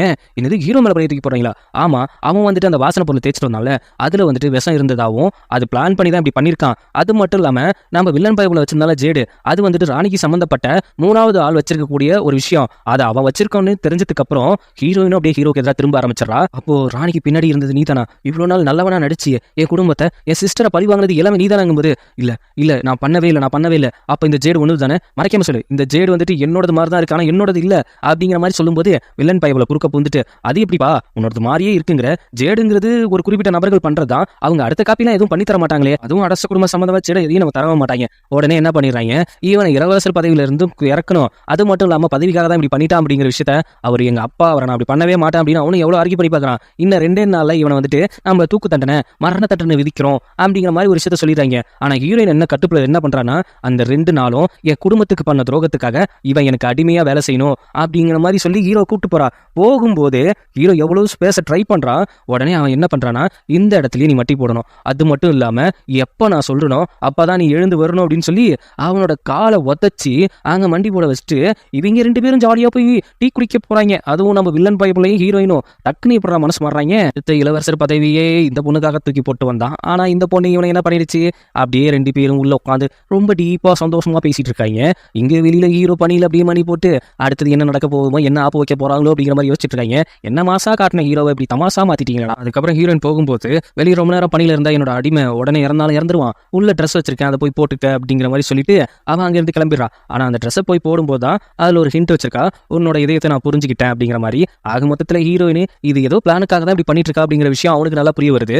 அதுக்கப்புறம் நம்ம வில்லன் பைப்ல இளவரசி நம்ம ஹீரோயின் எல்லாமே சேர்ந்து டீ குடிக்கிறாங்க. டீ குடிக்கும் போது அங்க வேலைக்காரனா இருக்கிறது யாருன்னு பார்த்தா நம்ம ஹீரோ பைப்ல தான். டீயை ஊத்தும் போது வேணும்னே நம்ம வில்லன் பைப்ல தட்டி விட்டு உனக்கு இந்த வேலை கூட பண்ண தெரியாதா அப்படிங்கிற மாதிரி ரொம்ப ஹார்ஷா நடந்துக்கிறான். இளவரசி பார்த்துட்டு நீ ரொம்ப கைண்டா நடந்துக்கிட்ட என்கிட்ட, ஆனா இப்ப நீ பண்ற விஷயம்லாம் பார்த்தா எங்க பிரதரை விட நீ குடும்பக்காரனோ அப்படிங்கிற மாதிரி எனக்கு ஃபீல் வருது. சேச்சா அப்படிலாம் இல்ல, ஒரு அடிமைக்கு என்ன பண்ணணுமோ அது நான் ஹீரோயின் பாயிண்ட் ஆஃப்ல இருந்து நான் அவனுக்கு பண்றேன், மற்றபடிலாம் பர்சனல்லாம் எதுவுமே கிடையாது அப்படிங்கிற மாதிரி சொல்ல இளவரசிக்கு கொஞ்சம் கொஞ்சமா புரிய வருது என்ன நடக்குது அப்படின்னு. ஹீரோயின் என்ன நோட் பண்றானா, அவ கொடுத்ததை அவன் படிச்சிட்டானா அப்படிங்கிற விஷயத்த நோட் பண்றா. அது அவனோட ட்ரெஸ்ல இருக்குங்கிறதையும் பார்த்துக்கிட்டா. அதுக்கப்புறம் வெளியில வரும்போது ஹீரோட அசிஸ்டன்ட் இருக்கான்ல, நீங்க இப்படி இருக்கிறது எனக்கு சுத்தமா பிடிக்கல, உங்களுக்காக தான் நான் வெளியில எவிடன்ஸ் தேடிட்டு இருக்கேன், நீ யார் கண்ணிலையும் மாட்டிக்காதரா அப்படிங்கிற மாதிரி இவங்க பேசிட்டு இருக்கிற நேரத்துல அங்க இருக்கிற ஒரு வேலைக்காரன் வந்துட்டு அடிமைக்கிட்ட என்னடா பேச வந்த, நீ யாரா அப்படின்னு கேட்கும்போது அவன் வந்துட்டு அந்த மெய்டு புள்ள மேலதானே இவனுக்கு லவ், அவளை பார்க்க வந்தேன் அப்படிங்கிற மாதிரி சொல்லி சமாளிச்சுக்கிட்டு நம்ம ஹீரோவையே அடிக்க போறான். அதுக்கப்புறம் அவன் அங்கிருந்து போக சொல்லிட்டு ஹீரோ அடிவாங்களா நிக்கிறப்ப கரெக்டா ஹீரோயின் உள்ள போந்து என்னோட அடிமையை நான் தான் அடிப்பேன், அதுக்கு நீ எல்லா ரைட்ஸையும் யாருக்குமே கொடுத்துட மாட்டேன், இப்போ உனக்கு நான் தண்டனை கொடுக்குறவாங்கிறப்ப அந்த வேலைக்காரன் ஐயோ கடவுளே விட்டா போதும் அப்படிங்கிற மாதிரி தெரிச்சு ஓடிடுறான். அதுக்கப்புறம் ஹீரோ கூட்டு போயிட்டு வால் டான்ஸ் ஆட வைக்கிறாங்க. வால் டான்ஸ் ஆடிச்சிட்டு இருக்கிறப்ப நம்ம இளவரசி ரொம்ப மயக்கம் போட்டு விழுந்ததால அவங்களை கொண்டு விட்டுட்டு வர மாதிரி வில்லன் பைக்கிட்ட சொல்ல இங்க வந்துட்டு எனக்கு வால் பயிற்சி கத்துக்கூட அப்படிங்கிற மாதிரி ஹீரோயின் வந்துட்டு ஹீரோட்ட கேட்கறான். அங்க பார்த்தா இளவரசிக்கு தான் நம்ம வில்லன் பைப்புல மேல ஒரு லவ் ஆச்சு, அதனால அவங்க ஹக் பண்ணும்போது இவங்க ஏதோ தூக்கத்துல பண்ணுது அப்படிங்கிற மாதிரி யோசிச்சிருக்கேன். முடிய கெட்டினா பிடிச்சிக்கிறாங்க. இவங்களுக்கு இவன் மேல சுத்தமா இன்ட்ரெஸ்ட் கிடையாது போல, அதனால முடிய கட் பண்ணிட்டு அங்கிருந்து போறான். அப்பயே இளவரசி தெரிஞ்சு போச்சு, அவங்க தூங்குற மாதிரி நடிச்சிட்டு இருந்து இவ்வளவு விஷயத்தையும் நோட் பண்ணிருக்காங்க. அதுக்கப்புறம் ஹீரோயினுக்கு வந்துட்டு ஹீரோ வந்துட்டு ஒரு ஃப்ளவர் எடுத்து வந்து கொடுக்க, ஒரு நார்மலான விஷயம் அப்படின்னு அதை தூக்கி தூர போட்டுட்டு உனக்கு நான் நாளைக்கு ஒரு இடத்துக்கு கூட்டு போறேன் அப்படிங்கிற மாதிரி ஒவ்வொரு இடத்துலையும் ஹீரோ அசிங்கப்படுத்திட்டே இருக்கிறான் பயப்புல. அதுக்கப்புறம் தான் ஒரு விஷயம் காமிக்கிறாங்க. இந்த பையபுள்ள தான் நம்ம ஹீரோ வந்துட்டு ஒரு வாசனையை இப்போ தேய்ச்சிட்டு போயிருப்பான்ல அவங்க அப்பாவை பார்க்க போறப்ப, அதுல வந்துட்டு தூரத்துல இருந்துட்டு இவன் இப்படி தேய்ச்சிட்டு போறாங்கிற விஷயத்துல விஷத்தை கலந்தவனும் இவன் தான். அதுக்கப்புறம் அதே மாதிரி ஜேடை கண்டுபிடிச்சு உருவாக்குனவனும் இவன் தான். அந்த ஜேடை உருவாக்குன ஒரு ஆளை நீ இன்னும் கொல்லாம வச்சிருக்க, இவங்க 2 பேரும் உயிரோட இருந்தா நமக்கு பிரச்சனை வரும், அதனால அவங்கள போட்டு தள்ளிடு அப்படிங்கிற மாதிரி அவனோட அசிஸ்டன்ட்டை சொல்லி அனுப்பிச்சு வைக்கிறான். இவத்த மாதிரி அவன் கருப்பு மாஸ்க் போட்டுட்டு அந்தால கொல்ல போக பின்னாடி ஒருத்தன் வந்து கத்தி வைக்கிறான். வேற யாருமே கிடையாது, நம்ம ஹீரோட அசிஸ்டன்ட். இந்த விஷயத்த கொண்டாந்து நம்ம மேடு பிள்ளைகிட்ட சொல்லிட்டு அதனால நம்ம மாஸ்டர் கொஞ்சம் தைரியமா இருக்க சொல்லு, ஒன்றும் பிரச்சனை இல்லை அப்படிங்கிற விஷயத்த சொல்லிட்டு இருக்கப்ப அந்த சைடா வில்லன் பையப்புல கிராஸ் பண்றான். ஆல்ரெடி லவ் பண்ணிட்டு இருக்காங்க அப்படிங்கிற விஷயம் எல்லாத்துக்குமே தெரியுமே, அதனால கொஞ்சம் அப்படியே அங்கே ஆக்டிங்கை போட்டு அங்கிருந்து தப்பிச்சிடுறாங்க. அதுக்கப்புறம் ஹீரோயின் ஹேர் பெயின் கொடுக்கறது தான் அவன் சிறப்பாக பண்ணிட்டு இருக்கான் பைப்பில், வில்லன் பைப்பில். ஒவ்வொரு ஹேர் பெயின் எடுத்து வச்சு இது உனக்கு அழகாக இருக்குமா, அழகுக்கே அழகு சிக்குமா அப்படிங்கிற மாதிரி ஹீரோவை வெறுப்பேற்றிட்டு இருக்க. அதுக்கப்புறம் செஸ் விளையாடும்போது இளவரசி உங்களை பார்க்க கூப்பிட்றாங்களாம். நான் ஹீரோயின் கூட டைம் ஸ்பெண்ட் பண்ணிட்டு இருக்கும்போது தான் கூப்பிடணுமா, இல்லை உங்களை பார்த்து என்னமோ பேசணுமா, அதுக்காக உங்களை கூப்பிட்றாங்க அப்படிங்கிற விஷயத்த சொல்ல பரவாயில்ல போய் பார்த்துட்டு வாங்க, நான் இவன் கூட கொஞ்சம் பேச வேண்டியது இருக்கு அப்படிங்கிற மாதிரி சொல்லிட்டு ஹீரோயின் பக்கத்தில் நெருங்கி போய் ஹீரோ கிஸ் கொடுக்குற மாதிரி போறா. என்ன நடக்குதுங்க அங்கே கட் பண்ணி இளவரசி எதுக்கு கூப்பிட்டுருக்காங்கன்னா, என்கிட்ட நீ ஒரு டைம் சொன்னல இந்த உலகத்தை சுற்றி பார்க்கறது தான் ஒரு ஆசை அப்படின்ட்டு, அதுக்கான பர்மிஷனோட ஒரு ஜேடும் அதுக்கான ஒரு சில புத்தகங்களும் ஒரு சில காசு இதில் இருக்கு, நீ எடுத்துக்கிட்டு இங்கேருந்து போயிடலாம் அப்படிங்கிற மாதிரி இளவரசி சொல்ல உங்களுக்கு என்ன பைத்தியமா, நான் இப்போ எப்படிப்பட்ட நிலமையில இருக்கேன், நான் எதுக்கு இப்படி போகணும் அப்படிங்கிற மாதிரி அவன் கேட்குறான். அப்போ தான் இளவரசி ஒன்று யோசிக்கிறாங்க, உனக்கு லாஸ்ட்டான ஒரு ஆப்ஷன் கொடுக்குறேன், அதுக்கு நீ முரண்டு பிடிக்கிற, இதுக்கப்புறம் நடக்கிறது நடக்கட்டும் அப்படிங்கிற மாதிரி இவங்க ஒரு பிளானை போட்டுட்டு இருக்காங்க. இவனுக்கு எதிரா 2 பேரும் கிஸ் கொடுக்குற மாதிரி போனாங்கல்ல, அங்கே பார்த்தா சவுண்ட் வேற மாதிரி கேட்டு இருக்கதை பார்த்துட்டு செம்ம கடுப்பில் கதை உடச்சிட்டு உள்ள போனா வால் பயிற்சி சொல்லி கொடுத்துட்டு இருக்கான். நான் வால் பயிற்சி தான் சொல்லி கொடுத்துட்டு இருந்தேன், நீங்க தான் தப்பானே நீங்களே அப்படிங்கிற மாதிரி சொல்றப்ப கரெக்டா நீ தான் என்ன நாளைக்கு சாக போறிய, நீ என்ன கற்றுக் கொடுத்தாலும் கற்றுக் கொடுத்துக்கோ, நீ என்னதான் இருந்தாலும் இளவரசராக இருந்திருக்க, எனக்கு ஃப்ரெண்டாக இருந்திருக்க, அதனால நம்ம ஃபேமிலியாக சேர்ந்து நைட்டு கொஞ்சம் ட்ரிங்க் குடிப்போம், அடுத்த நாள் தான் நீ உயிரோட இருக்க மாட்டியே அப்படிங்கிற சந்தோஷத்தெல்லாம் நம்ம வில்லன் பைப்பில் ரொம்ப குஜாலா சுத்திட்டு இருக்கான். அடுத்த நாள் வந்துட்டு முதலாம் இளவரசர் விசாரிக்க ஆரம்பிக்கிறாரு. இவன் பண்ண விஷயத்த இந்த 2 நாள்ல உனக்காக ஏதாவது கண்டுபிடிச்சியா அப்படின்னு சொல்லும்போது என்னோட ஒரிஜினல் ஜேட்ல வந்துட்டு எந்த ஒரு கலர் டிஃபரெண்ட்டும் இருக்காது, ஆனா 2 ஜேடுலையும் கலர் டிஃப்ரெண்ட் இருக்கு அப்படிங்கிற விஷயத்த சொன்னதுக்கு அப்புறம் அங்க வில்லன் பையப்புல ஸ்கோர் பண்ண ஆரம்பிக்கிறான். ஜேடு யார் வேணாலும் உருவாக்கலாம், ஆனா உங்களுக்கான ஜேடை வச்சு தானே நீங்க இவ்வளவு பிரச்சனை பண்ணீங்க, கலர் டிஃப்ரெண்ட்லாம் இங்க முக்கியம் இல்லையே, அப்படி இருந்தாலும் அந்த உருவாக்குறவங்கள நீங்க கொண்டு வந்திருக்கணும் அப்படிங்கிற தைரியத்துல அவன் பேச, ஏன்னா 2 பேத்தையும் தான் போட்டு தள்ளிட்டாங்களே, ஹீரோட அசிஸ்டன்ட் வச்சிருந்தாலும் ஓடியே போயிட்டானா கரெக்டான டைமுக்கு கூப்பிட்டு வர முடியல, என்ன ஆதாரம் வச்சிருக்க அப்படிங்கிற மாதிரி கேட்கும்போது அங்கே இருந்து நம்ம இளவரசி வந்துடுறாங்க. இளவரசி யாரை கூப்பிட்டு வராங்கன்னா இவனோட வேலைக்காரன, வில்லனோட வேலைக்காரன. அவங்க தான் நம்ம பேரண்ட்ஸுக்கு விஷம் வச்ச விஷயத்தையும் அவனும் உளறிடுறான். இதெல்லாம் கட்டுக்கதை, எல்லாமே ஒரு சைடாக சேர்ந்துக்கிட்டு எனக்கு துரோகம் பண்ற மாதிரி இருக்கு, அதுக்கான ப்ரூஃப் யார்ட்டையுமே இல்லையே அப்படின்னு கண்ணை அம்சிக்கும் போது அவன் சைனடு சாப்பிட்டு சாக போறான். அதை ஹீரோ தடுத்து பிடிச்சிட்டு வச்சிட்டு இருக்கான். அது இல்லாம நான் ஒரு எவிடன்ஸை கொடுக்குறேன் அப்படிங்கிற மாதிரி சொல்லிக்கிட்டு நம்ம ஹீரோயின் ஒரு விஷயத்தை காமிக்கிறா. என்னன்னா, எங்க அப்பா வந்துட்டு ஒரு கல்யாண கான்ட்ராக்ட் ரெடி பண்ணாரு அப்படிங்கிற மாதிரி ஒரு விஷயம் சொன்னல, அதுல வந்துட்டு நான் கூட நம்பிட்டேன் அது எங்க அப்பா தான் எழுதினாரோ அப்படின்னு. ஆனா அங்கதான் ஒரு விஷயம் இடிச்சுது. எங்க அம்மா வந்துட்டு சூ அப்படிங்கிற மாதிரி அவங்க அன்பா தான் கூப்பிடுவாரு, அதனால அந்த பேரை அவர் முழுசா போட்டிருக்க சான்ஸே கிடையாது, எஸ் அப்படிங்கிற மாதிரி மட்டும்தான் போட்டிருப்பாரு. ஆனா நீ கொடுத்த அந்த இதுல எஸ் அப்படிங்கிற மாதிரி ஃபுல் நேமும் இருந்தது. அப்பவே தெரிஞ்சு போச்சு நீ எனக்கு எதிராக சதி பண்ற அப்படின்ட்டு. இதுதான் உண்மையான விஷயம். அப்போ ராணிக்கு பின்னாடி இருந்த முக்கியமான ஆள் நீ தான். உங்க அப்பா வந்துட்டு உன்னை தத்தெடுத்து வளர்த்தது அவரை கொல்ல வைக்கிறதுக்காக தானா அப்படிங்கிற விஷயத்த சொன்ன உடனே இதெல்லாம் உனக்கு எப்படி தெரியும் அப்படிங்கிற மாதிரி பேசிட்டு இருக்கும்போது இப்போ அந்த வேலைக்கார பயப்புள்ளையும் சைனடை புடுங்கிறதுக்கு அப்புறம் வேற வழி இல்லைன்ட்டு எல்லா விஷயத்தையும் வளர ஆரம்பிச்சிடறான். பேரரசரை கொன்னதுல இருந்துட்டு அதுக்கப்புறம் இவன் பண்ண எல்லாத்தையுமே சொல்றப்ப இப்போ என்ன பண்றதுன்னு தெரியாம போய் கரெக்டா ஹீரோயின் கழுத்துலேயே கத்திய வச்சு எனக்கு கிடைக்காது வேற யாருக்கும் கிடைக்கக்கூடாது அப்படின்னு கரெக்டா கத்தியை நல்லா இறுக்கி பிடிக்க போக அந்த நேரத்தில் ஹீரோயின் கண்ணை காட்ட ஜஸ்ட் மிஸ்ல ஹீரோ அட்டாக் பண்ண இளவரசி கத்தி எடுத்து அவன் நெஞ்சுக்கு நேராகவே ஒரு சொருகு. கரெக்டா ஆள் அங்கேயே அவுட்டு. நம்ம ஹீரோயினுக்கு தான் கொஞ்சம் கில்ட்டு ஃபீல் ஆயிடுது. என்ன இருந்தாலும் அவ பார்த்தது பிரதர் பாண்டிங்ல பார்த்தா அதனால கொஞ்சம் பதட்டமாக எல்லாம் சரியாயிடுச்சு அப்படிங்கிற விஷயத்த அப்படியே கொஞ்சம் முடிக்கிறாங்க. அதுக்கப்புறம் என்ன ஆகுது அப்படின்னா, நம்ம இப்போ முதலாம் இளவரசர் இருக்கார்ல, அவர் வந்துட்டு நம்ம ஹீரோ கிட்ட தான் பேச வராங்க. என்ன பேச வராங்கன்னா, இந்த நாட்டை நீயே இளவரசராக இருந்து பார்த்துக்கோ, நான் வந்துட்டு மற்ற இதை கவனிக்க போறேன் அப்படின்னு சொல்லும்போது, ஐயோ அந்த பிரச்சனைலாம் எனக்கு வேணவே வேணாம், எனக்கு வந்துட்டு ஒரு ஹாப்பியான லைஃப், அந்த லைஃப்ல எனக்கு பிடிச்ச ஒரு பொண்ணு, அதை என்ன லவ் பண்ண ஒரு பொண்ணு, நாங்கள் 2 பேரும் ஹாப்பியாக இருந்துட்டு போறோம், மற்றபடி எங்களுக்கு வேற எந்த நாடும் தேவையில்ல, எந்த காடும் தேவையில்ல அப்படிங்கிற மாதிரி இளவரசிக்கிட்டையும் அந்த இளவரசர்கிட்டையும் சொல்லிக்கிட்டு அடுத்த சீனை பார்த்தா 2 பேருக்கு மேரேஜ் பண்ணிட்டு அவ்வளோ ஹாப்பினஸாக இருக்காங்க. அப்போ ஹீரோயினுக்கு ஒரு டவுட்டு, உன் மனசுல யார் இருக்காங்க அப்படின்ட்டு. கல்யாணமே முடிஞ்சு போச்சு, இன்னும் டவுட்டு. அதுக்கப்புறம் அப்படியே இவங்க 2 பேரும் அவங்க லைஃப்பை ஸ்டார்ட் பண்ண போக குறுக்க இந்த கௌசிக் வந்தாங்கிற மாதிரி அவங்களோட அசிஸ்டன்ட் மெய்டு பிள்ளைவையும் குறுக்க வராங்க. நாங்கள் ஒரு முக்கியமான இடத்துக்கு போயிட்டு இருக்கோம், இப்போ எதுக்குமா குறுக்க வரீங்க, ஐயோ போகிற போக்கில் அப்படி வந்துட்டாங்க, நீங்கள் 2 பேரும் ஹாப்பியாக இருங்க அப்படிங்கிறப்ப அவங்க 2 பேரும் ஹாப்பியாக இருக்காங்க. இப்படி ஒரு ஹாப்பி எண்டிங்கோடையே இந்த ட்ராமா முடியுது. இந்த ட்ராமா எப்படிப்பட்ட ஃபீலை கொடுத்துச்சு அப்படிங்கிறத கண்டிப்பாக கமெண்ட்ஸில் சொல்லுங்க சகோஸ். என்னோட வீடியோ உங்களுக்கு பிடிச்சிருந்தா லைக் பண்ணுங்க, ஷேர் பண்ணுங்க, சப்ஸ்கிரைப் பண்ணுங்க, நோட்டிஃபிகேஷன் பெல் பட்டனை மறக்காம கிளிக் பண்ணுங்க.